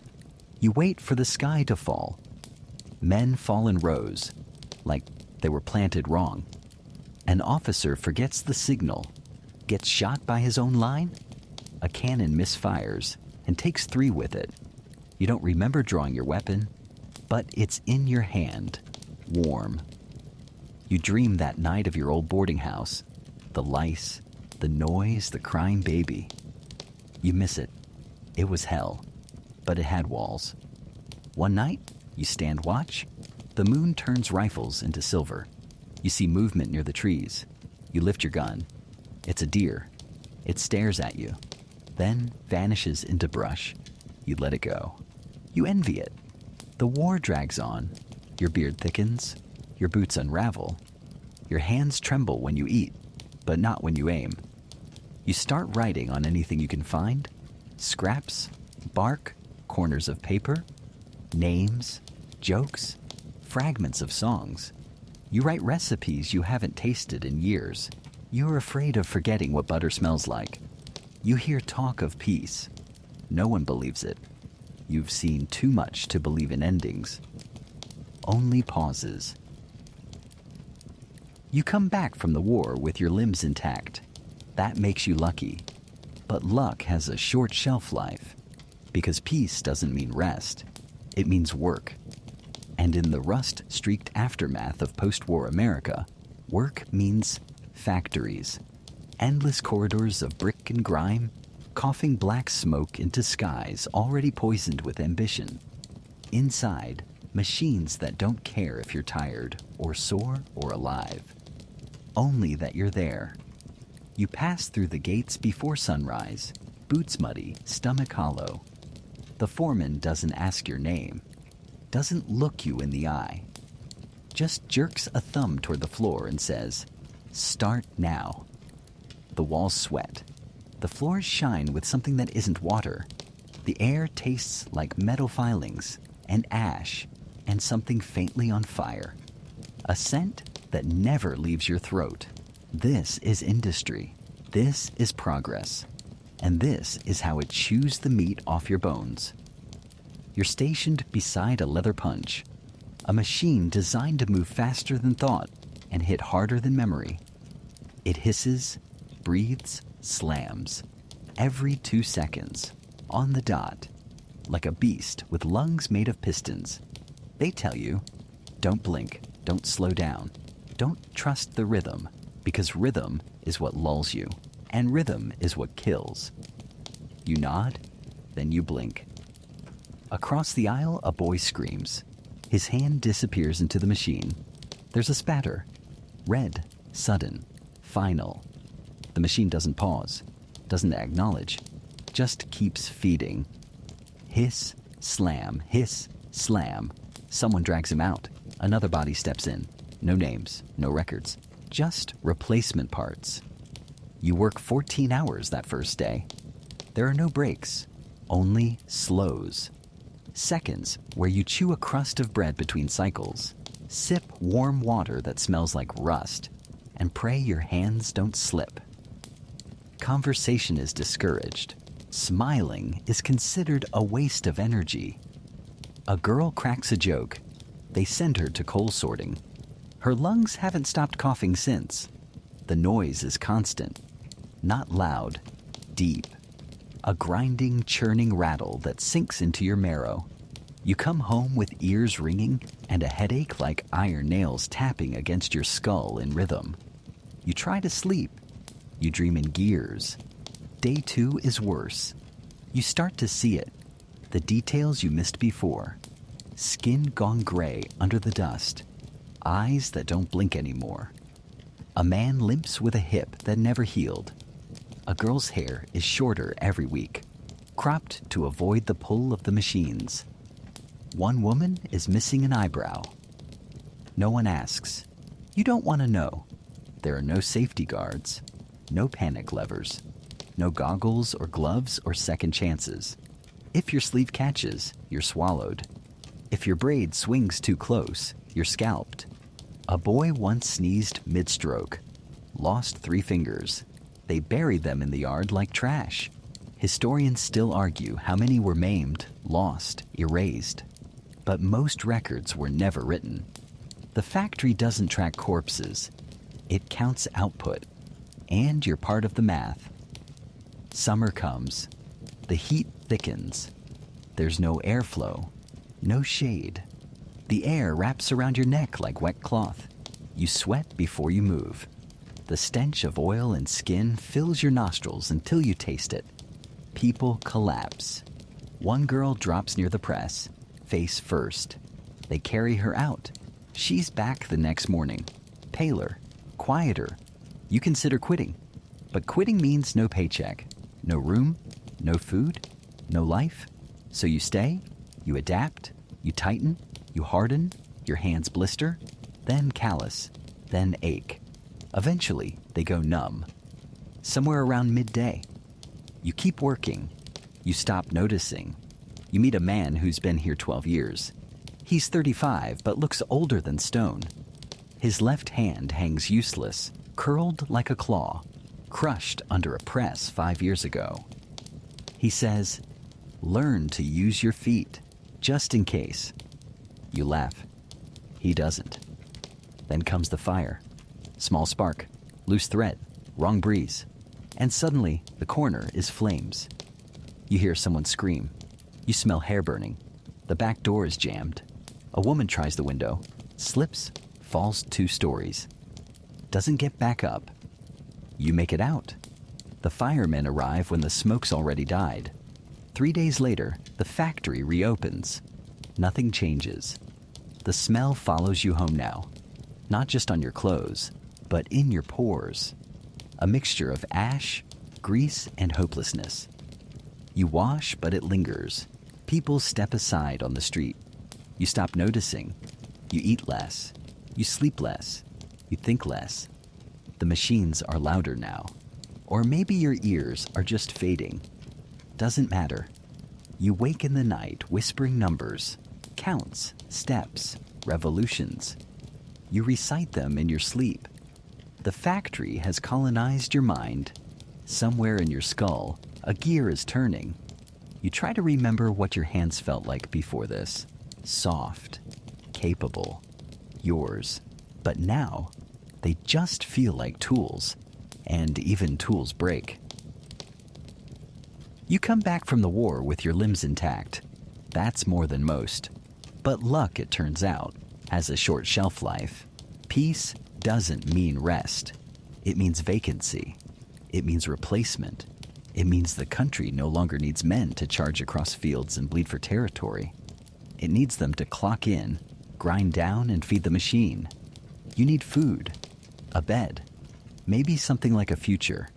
So you follow the smoke to the cities, to the steel bones of the new America. You follow the sound of hammering, clanging, shouting. You follow the promise, and you find the factory. A building with no soul, just brick, soot, and air that smells like burned coins and regret. The front gate swallows you whole. There's no welcome, no forms, no handshake. The foreman, stained shirt, sunken eyes, doesn't ask your name, just jerks his thumb toward the back wall and says, "Start there. That's your station. That's your sentence." Inside, the air is thick, greasy. The walls drip like they're sweating blood. The floor has been worn down to a permanent ache, slick with oil and something darker, something permanent, something human. The air itself tastes like teeth, sharp, metallic, and old. This is industry. This is the future. And this is how it devours you. You're put on a leather punch. Simple task, they say. Feed the sheet, hit the pedal, move the piece. Repeat. But the machine doesn't care about your nerves, your attention span, or the sleep you didn't get last night. It slams down every 2 seconds, without pause, without forgiveness. Hiss, slam, hiss, slam. The foreman tells you, don't drift, don't blink, don't get too close. Comfort, he says, is how people disappear. You nod, you blink, and across the line, a boy, can't be more than 16, screams. There's a blur, a noise that doesn't sound human. Then he's on the ground, staring at the space where his hand used to be. Blood sprays and pulses. The machine doesn't stop, doesn't notice. It just keeps working. A man drags the boy away. Another steps in, no questions, no pause. Just the rhythm, just the noise. 14 hours that first day. You eat while you work, chew with your mouth closed to keep the grit out. There's no lunch, no clock, just the horn at the end of the shift, like a mercy killing. Talk is discouraged. Smiling is suspicious. A girl makes a joke, a quiet one, something about the foreman's hat. They send her to coal sorting.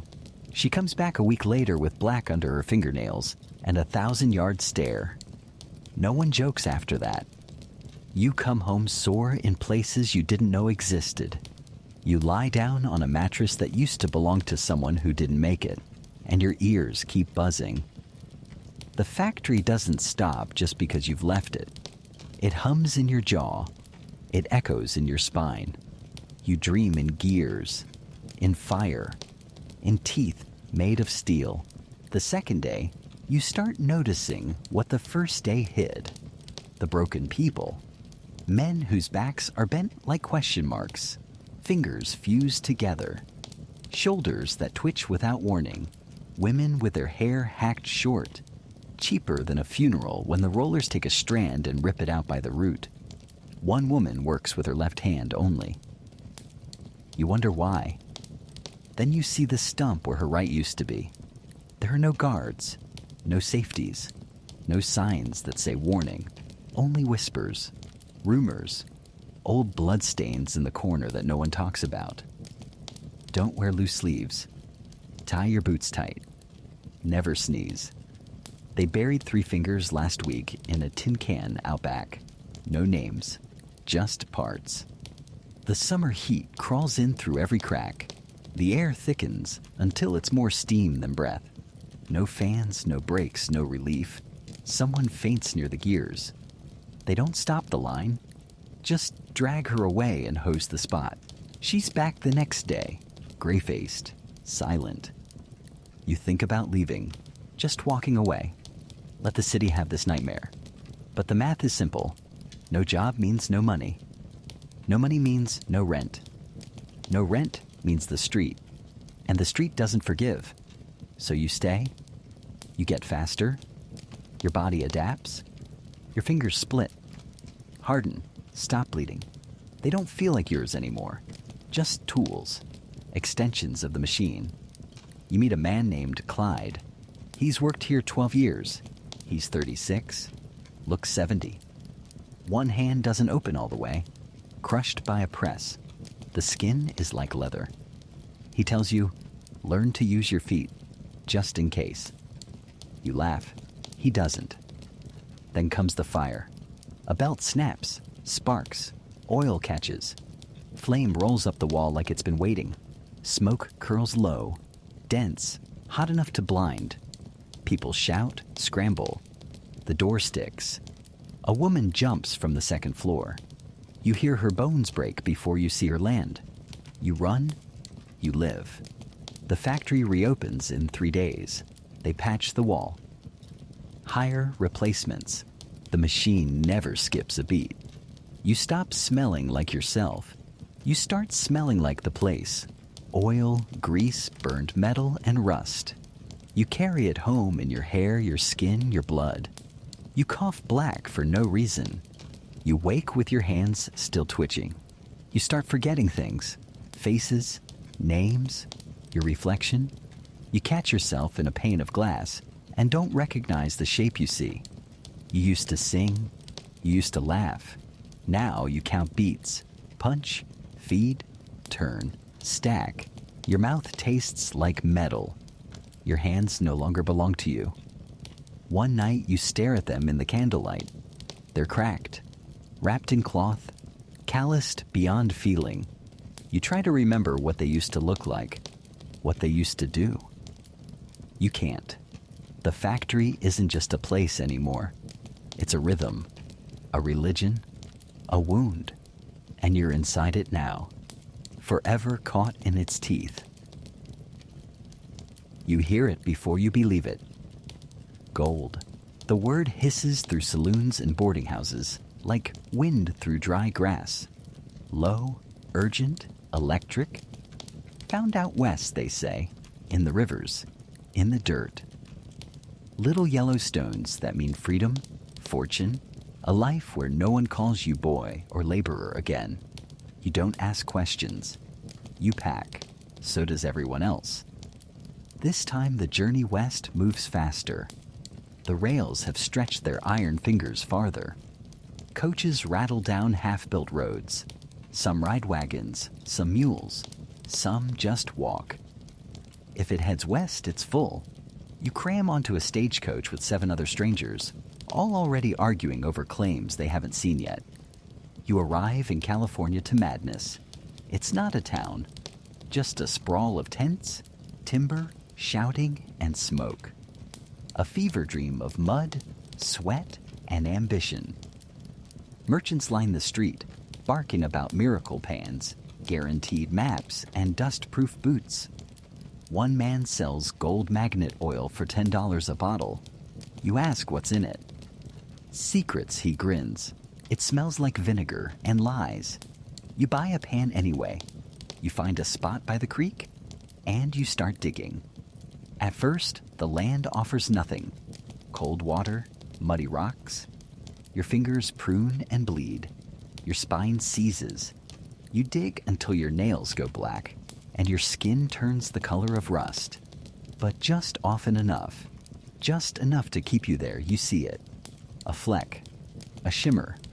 The whisper of, maybe. It's never enough. Your neighbors fare worse. One man screams that he's rich.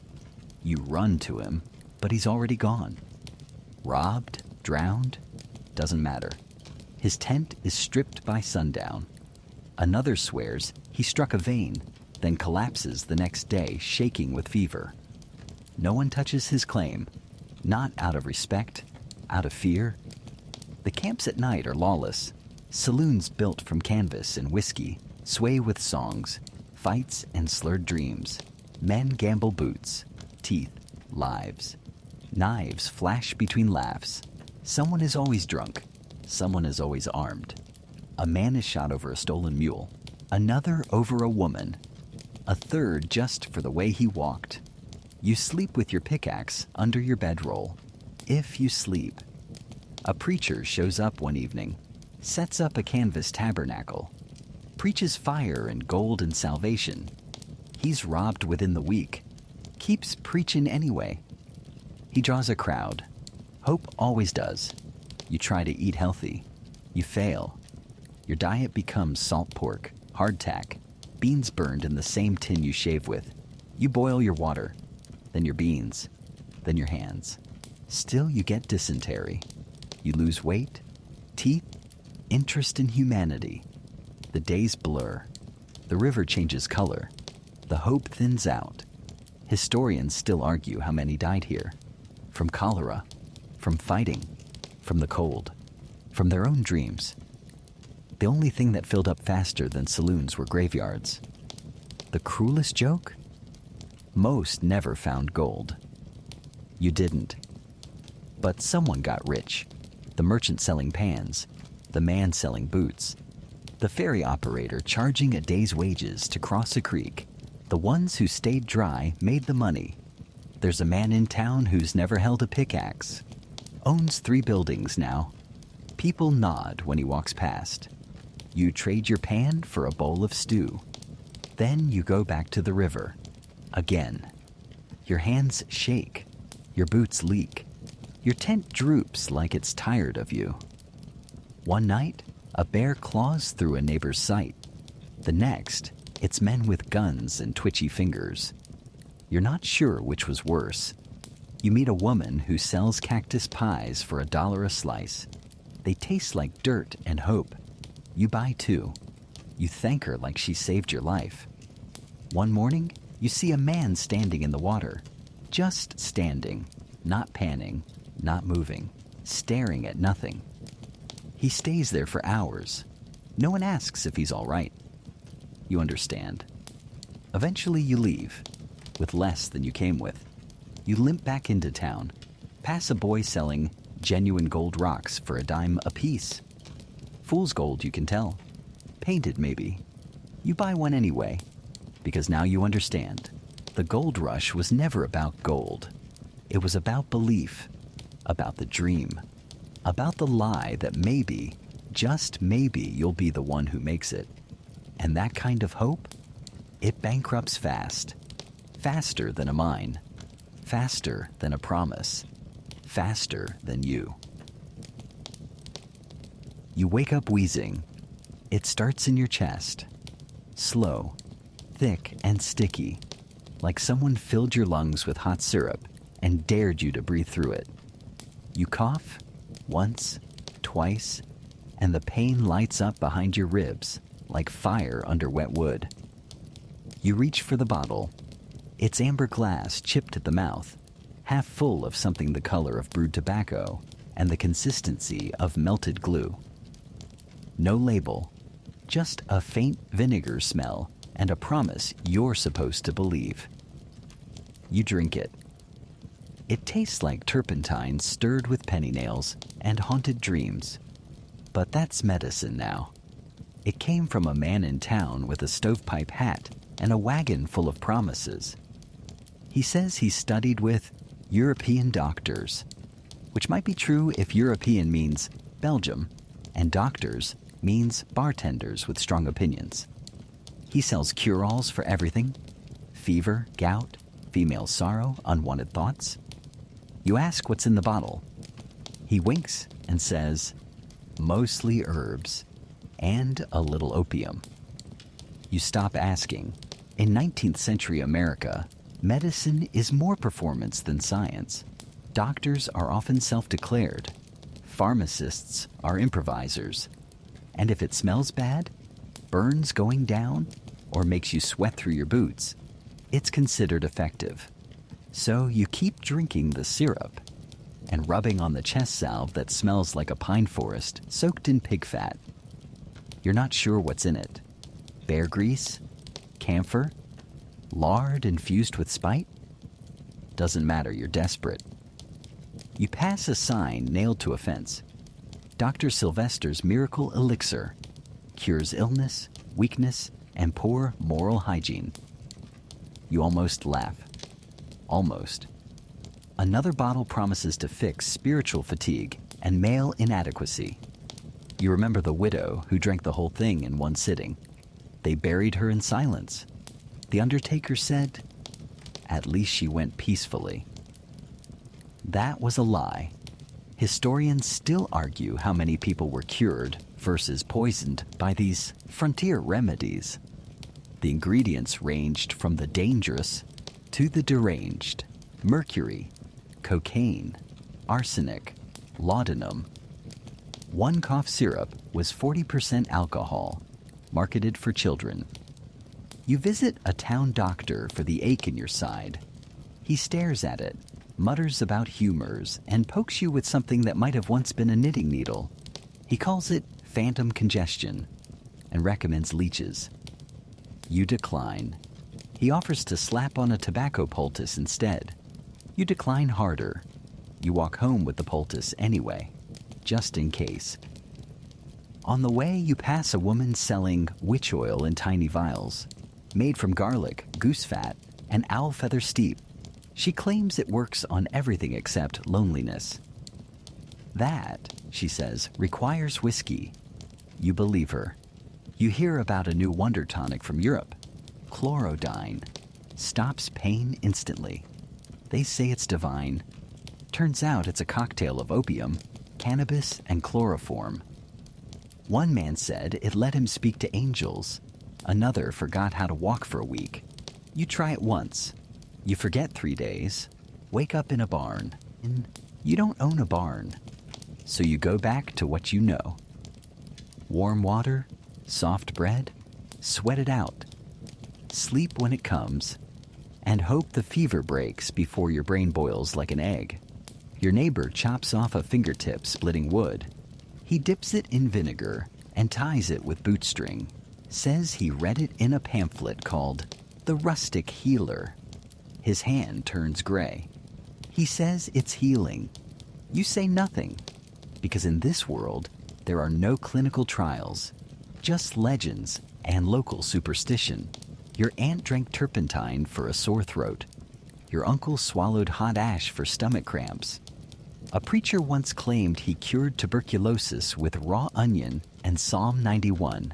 You try not to laugh, mostly because your ribs still hurt. You keep a list of what you've taken this month.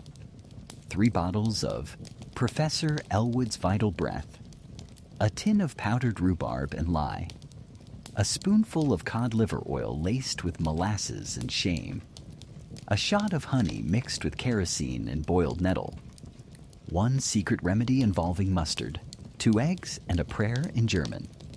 You're still breathing. Technically. The strange part? You feel better. Not cured exactly, just stubbornly alive. Maybe it's the potions, maybe it's placebo. Maybe your body is just too tired to die properly, because the real medicine isn't in the bottle. It's in time, in sleep, in not taking too much of anything too fast, and maybe a bit of luck. You go to bed with a flannel soaked in eucalyptus tied around your throat and a brick warmed in last night's coals under your feet. You stare at the ceiling, half expecting to hear your heart mutter in protest. Instead, you dream of clean hospitals, of white coats, of sterile needles and soft beeping sounds, and something called antibiotics. But that world doesn't exist. Not yet. Tonight, there's only snake oil, ghost doctors, and whatever's left in the bottom of the bottle. You take another sip and pray it doesn't kill you before it helps. If you're a woman in 19th century America, you don't get sick days. You don't get quiet. You don't get rest. And you sure as hell don't get credit. You rise before the sun, barefoot on splintered floors, stirring pots and small lives before your own eyes have fully opened. You feed mouths that can't yet say thank you. You sweep a dirt floor that laughs at your effort. You scrub shirts until your knuckles crack and bleed, and your hands age faster than the rest of you. And if you're lucky, you'll live long enough to die in your bed instead of on the kitchen floor or in the bloody cradle of childbirth. You're 26 with 4 children and another pressing against your ribs. You haven't stopped aching in 6 years. Your ankles swell. Your gums bleed. Your hair falls out in the brush like leaves in a dying season. The pounding in your skull might be a fever, or rage, or just the sound of your life slipping one chore at a time into someone else's story. You see the doctor once, when you can afford it. He says you're fine. But fine in this world just means not actively dying.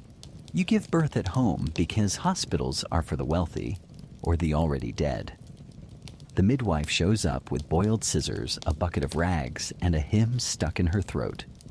There's no anesthesia, just a stick between your teeth and pain that swallows the daylight. You scream until your voice breaks. No one flinches, because this is what women do. You tear in places no one mentions. You bleed in waves. You pass out twice. The baby lives. You live. This time. Historians still argue the numbers, but everyone agrees. Giving birth in the 1800s was a game of Russian roulette, with more blood. 1 in 8, 1 in 10. Sometimes better, sometimes worse. Depends on the season, the air, the midwife, the luck. Infection, fever, blood loss. Childbirth didn't just take life, it burned it at both ends. You're given no time to heal. Within days, you're back at the stove, lifting toddlers, boiling diapers in a cauldron that smells like ammonia and failure. You hobble, you leak. You cry when no one's looking. You wear a smile like armor. Thin, cracked, barely holding. Your husband means well mostly. He works. He tries. But he doesn't understand why burnt bread sends you into sobs, or why some mornings you stare out the window like you're listening for a voice that doesn't speak English. He pats your shoulder, says you're strong. Strong is the mask, not the truth. You see other women at the well. No one complains, not aloud, but glances are shared. One woman walks with a limp she didn't have last spring. Another lost her third baby and hasn't spoken since. Someone jokes about drowning in the wash basin. No one laughs. You take small comforts where you can. A hot mug of sassafras tea, a clean breeze, the rare golden hour when no one is crying and the house almost feels still. A neighbor gives you a recipe for nerve tonic. Lemon peel, gin, and 2 fingers of silence. You drink it slowly. There are bottles now, made just for women. Mother's Friend. Ladies Restorative. Dr. Willoughby's Womb Wine. Most are 60 proof. Some are laced with morphine. All come in pretty bottles with fancy fonts and promises they'll make you whole again. You try one. You sleep for 14 hours. When you wake, you cry. Not from sadness, from relief, from absence. Because for once, your body didn't feel like a battlefield. Then your period doesn't come. Again, you start counting days, weeks, dread pools in your gut like ink in water. Not again. Not now. But you know better than to beg. There's no pause button on this life. Only more laundry, more noise, more mouths, and a body that feels like it belongs to everyone but you. You start hiding coins, under floorboards, inside old biscuit tins, a few pennies at a time. You don't know what for. A doctor, a train ticket, a night in a town where no one knows your name, and the beds smell like soap instead of milk and despair. You keep going, because you have to, because nobody else will do it for you. You sew, you clean, you wipe noses, you rock the baby until your arms go numb, and your mind forgets what stillness feels like. You pray in the kitchen, you bleed in silence, you carry the world in your womb and get no monument for it. At night, when the house is quiet and your bones scream beneath the quilt, you whisper the names of the women you've known who didn't survive, who bled out, burned out, broke. You speak their names like a spell, because if you don't remember them, who will? And because you're afraid one day, someone will have to whisper yours. It starts with a theft, small, almost forgettable. A hammer, a coil of wire, your last clean shirt, taken from the shed you rent behind the boarding house. You don't hear the thief. You just find the door swinging and the floor bare. You report it. The landlord shrugs. Buy another. You can't. That was your only shirt with both sleeves intact. So you go to the town constable. He's asleep. In the jail. Feet on the desk. Hat over his eyes. Pistol half-cocked on the floor beside him. You come back the next day. This time, he's drunk. You know because he tries to arrest a fence post for looking at him sideways. On the third day, a deputy appears. He might be 12, might be 13. He's got thin wrists and an oversized badge pinned to a vest that doesn't quite fit. The revolver on his hip looks like it could tip him over if he turns too fast. He listens. Big eyes. Earnest nod. Says, "You should keep an eye out." That's law enforcement in 19th century America. You're on your own. There are sheriffs, technically, elected, underpaid, and often just sober enough to cock a pistol without shooting their own foot. Some try, some steal, some try while they steal. Most are good at one thing, knowing when to disappear. Their authority ends at the edge of town. Beyond that, the wind takes over, and the wind doesn't keep records. You hear gunshots one afternoon. Close. Then shouting. You duck behind a barrel. No one else moves. The blacksmith just keeps hammering. The school teacher pulls her curtain shut. The saloon piano never misses a note. Just another dispute, settled frontier style. With lead and pride and a short fuse. Over a cow. Over a woman. Over nothing. You watch two men standing over a body.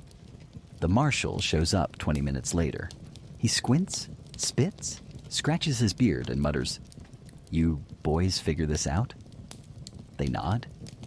He leaves. By sundown, the corpse is gone. 3 days later, so is one of the men, found face down in the creek with his boots tied together and his mouth stuffed with playing cards. No trial, no jury, just justice. You go to the saloon one night, hoping for a drink that doesn't taste like kerosene or bad choices. You barely get 2 sips in before a bottle shatters, a chair flies, and someone yells, "Saturday's early this week." Pistols clear leather. A knife flashes. Someone hits the floor. Might be you. You stay down. Smart people always do. No one dies this time. The bartender docks drinks for damages. That's the settlement. The next morning, the marshal posts a sign on the saloon door. No shooting before sundown. Everyone nods. It's not a law. It's a courtesy. Historians still argue whether frontier justice maintained order or just institutionalized chaos with a better hat. In most towns, there's no real law, just memory. Reputation? Retaliation? Eye for an eye, bullet for insult, tree for suspicion, and sometimes the law is the problem. You hear about a sheriff in Kansas who robs the same stagecoaches he's paid to protect. A deputy in Arizona who finds travelers by weight, in chickens or bourbon. A judge in Texas who settles disputes with a coin toss. He owns both sides of the coin. Everyone knows. No one challenges him. You ask a man why folks still go to court. He shrugs. Better than rope. Then tips his hat and walks away. You pass a gallows one morning. Empty. For now. There's a man sitting beneath it, carving his initials into the post. You ask why? He says, might as well save them the trouble. You ask someone if the town has a jail. They point to a shed with no roof, 2 walls, and a bucket. Only if it rains, they say. One night, your neighbor's shop is looted, front door kicked in, shelves stripped bare. He fires a warning shot at the sky, hits the weather vane. Next day, he's fined for disturbing the peace. You don't laugh, you just nod. Eventually, you stop reporting things. Everyone does. There's no point. Justice isn't blind out here. She's just tired. Half drunk, cross-eyed, and probably owes someone money. So you start carrying again.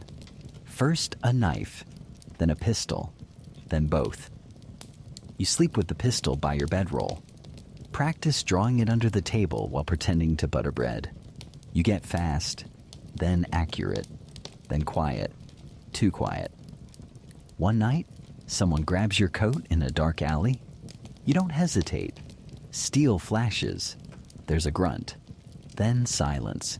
You don't check the face. You just keep walking. Next morning, there's a body in the street. Face down. Unnamed.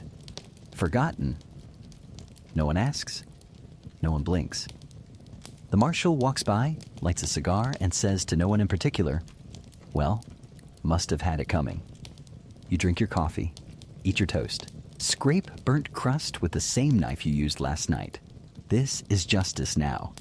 No gavel, no warrant, just instinct and aim. And in this town, that's good enough. It starts with a low hum, distant, eerie. You glance up from the porch, expecting clouds. Instead, the sky's gone wrong. Not dark, but sickly. A bruised green-gray like old copper bleeding into fog, the kind of sky that doesn't look angry. It looks patient, and patient is worse. The wind dies. The birds vanish. The horses go quiet, ears twitching towards something only they can hear. The air presses down on your chest, like it's been waiting all day to suffocate you. Then the shift. The tornado doesn't scream in like the stories say. It slithers. You feel it before you hear it. The air turns electric. Your teeth buzz. Your skin prickles. And then the whisper, that impossible, monstrous whisper starts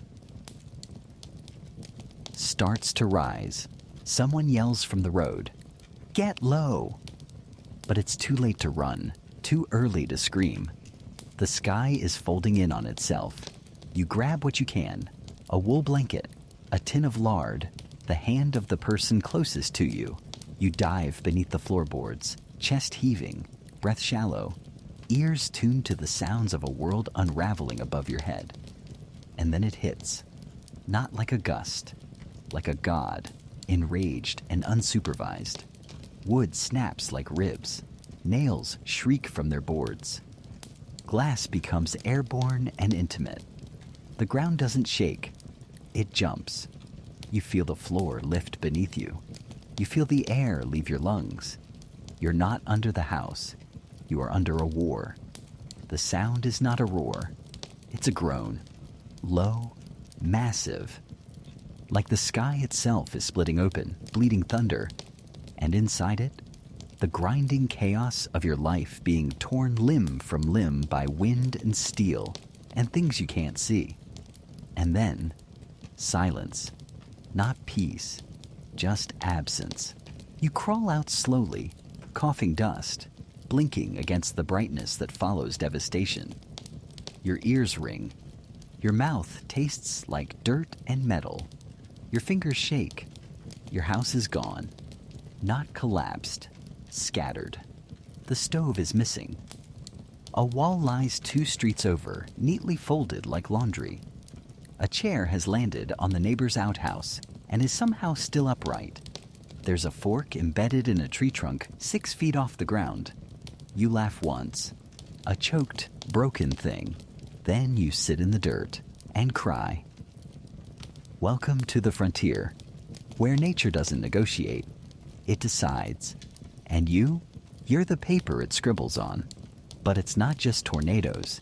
It's flash floods that come at midnight, silent and brutal, stealing horses and children and hope in the same breath. It's droughts that stretch across 3 summers and kill crops by the acre while you dig cracked soil with bleeding fingers. It's hail the size of fists. It's lightning that jumps fences. It's fires that eat towns whole and keep chewing. And blizzards. And rattlesnakes. And wolves that follow you home just out of sight, humming lullabies with teeth. Nature out here is not beauty. It's not something you paint. It's not a metaphor. It is hunger. It is memory. It is power. Absolute and unapologetic. You hear stories. A man frozen stiff in his outhouse, pants down, pipe still clenched in his teeth. A farmer praying in a field, bitten on the ankle by something he never saw. A preacher mauled trying to wrestle a bobcat off his mule. They buried him and the mule in the same hole. You try to rebuild, because that's what's expected. You hammer up new walls with old nails. You drape your only coat over the doorway like a curtain. You patch the shattered windows with wax paper and whispered prayers.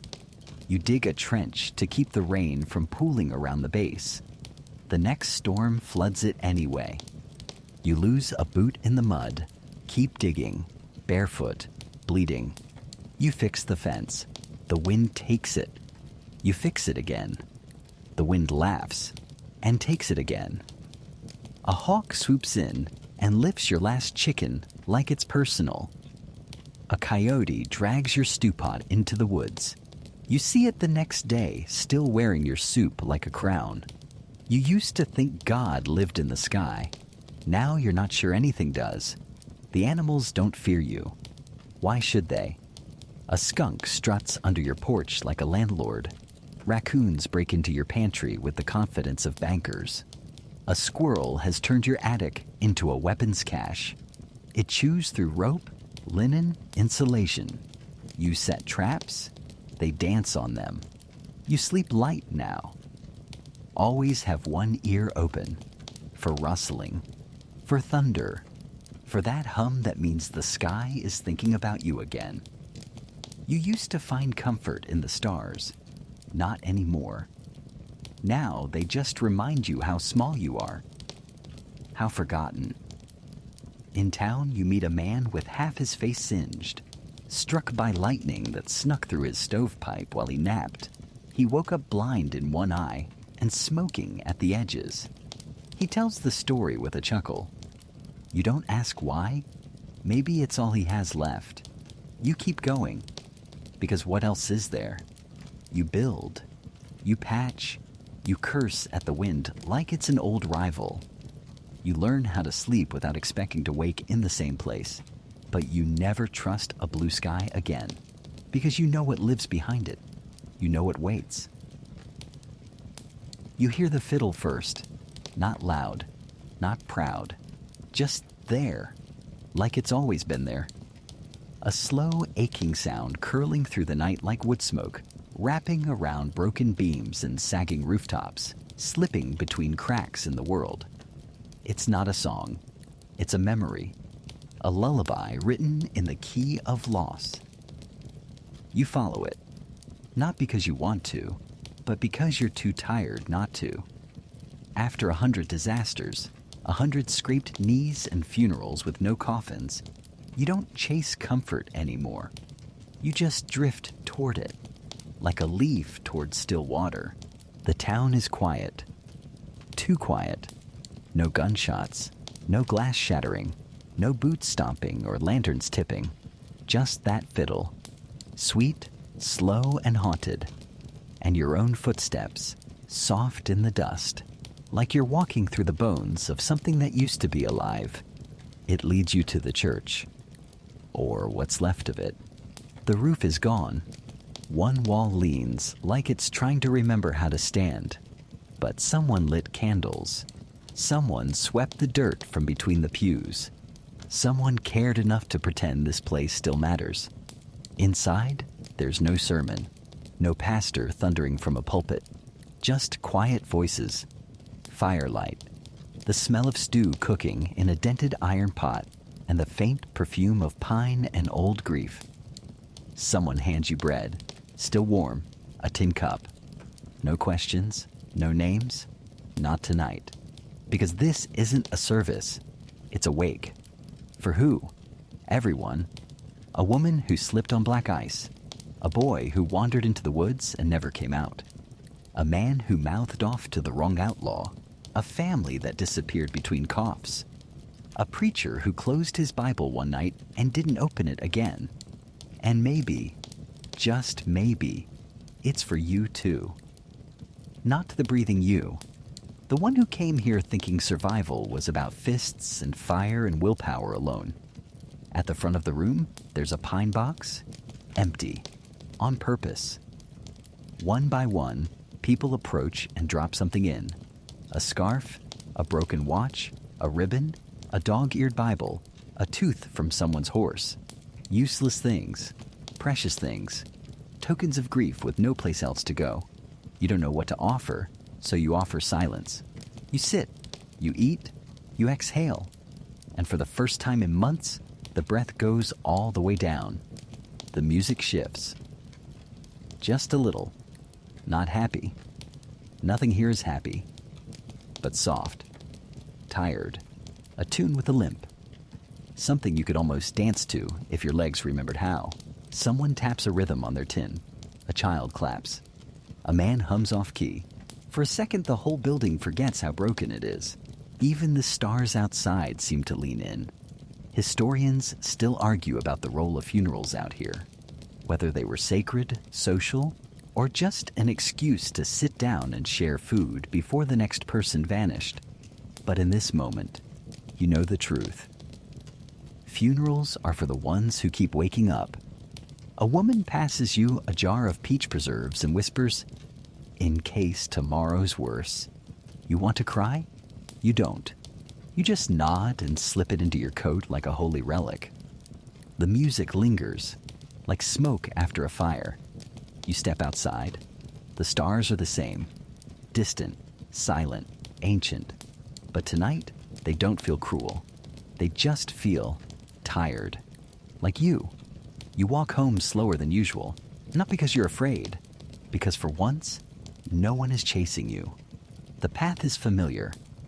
Every rut, every frozen puddle, every ghost you've stepped around too many times to count. At your door, you pause. Not for long, just enough to remember this night. Then you go inside. You sit, you breathe, you untie your boots. And for once, for the first time in what feels like centuries, you lie down and don't dream of teeth or wolves or burning rafters. You dream of fiddle strings, of the warmth of bread, of hands that gave without asking. You were never safe in this place, but you were never forgotten either. And somehow that's enough. Now just breathe. The fires are out. The noise has gone. You're not running anymore, not from gunshots, not from fever, not from rising water in the middle of the night. You're here, wrapped in stillness, held. Let your bones grow heavy. Let the century fall away, plank by plank, breath by breath, until all that's left is you and the slow, steady rhythm of your heart, like an old clock ticking in the quiet corner of a wooden house. The past was sharp, messy, brutal, but it was real. And you walked through it, barefoot, bleeding, belly laughing through the dust. You danced between saloon fights and snowstorms. You stitched wounds with your own hands. You looked death in the eye more times than you can count. And you didn't crumble. You didn't even flinch. Let that sink in. You made it. Now, the sky is darker, the air cooler. The rope swings empty. The wolves have wandered off. The floodwater's gone. Even the fever has grown quiet, curled up somewhere distant, forgotten. Tonight, you don't need a knife under your pillow, just a blanket. And maybe, if you want, that jar of peach preserves, the one given to you by someone who knew the truth. Tomorrow might still be hard, but tonight could be soft. You earned this silence. You earned this rest. Let the echoes fade. Let the stars hum their ancient lullaby. Let the past sleep beside you like an old dog, tired, loyal, and done chasing. And now, just drift. Down, softly now, into sleep. If you've made it all the way to the end, leave a comment and tell me what story you'd like to hear next. I genuinely enjoy seeing and reading every kind word you share. Thank you for watching. Sweet dreams and good night.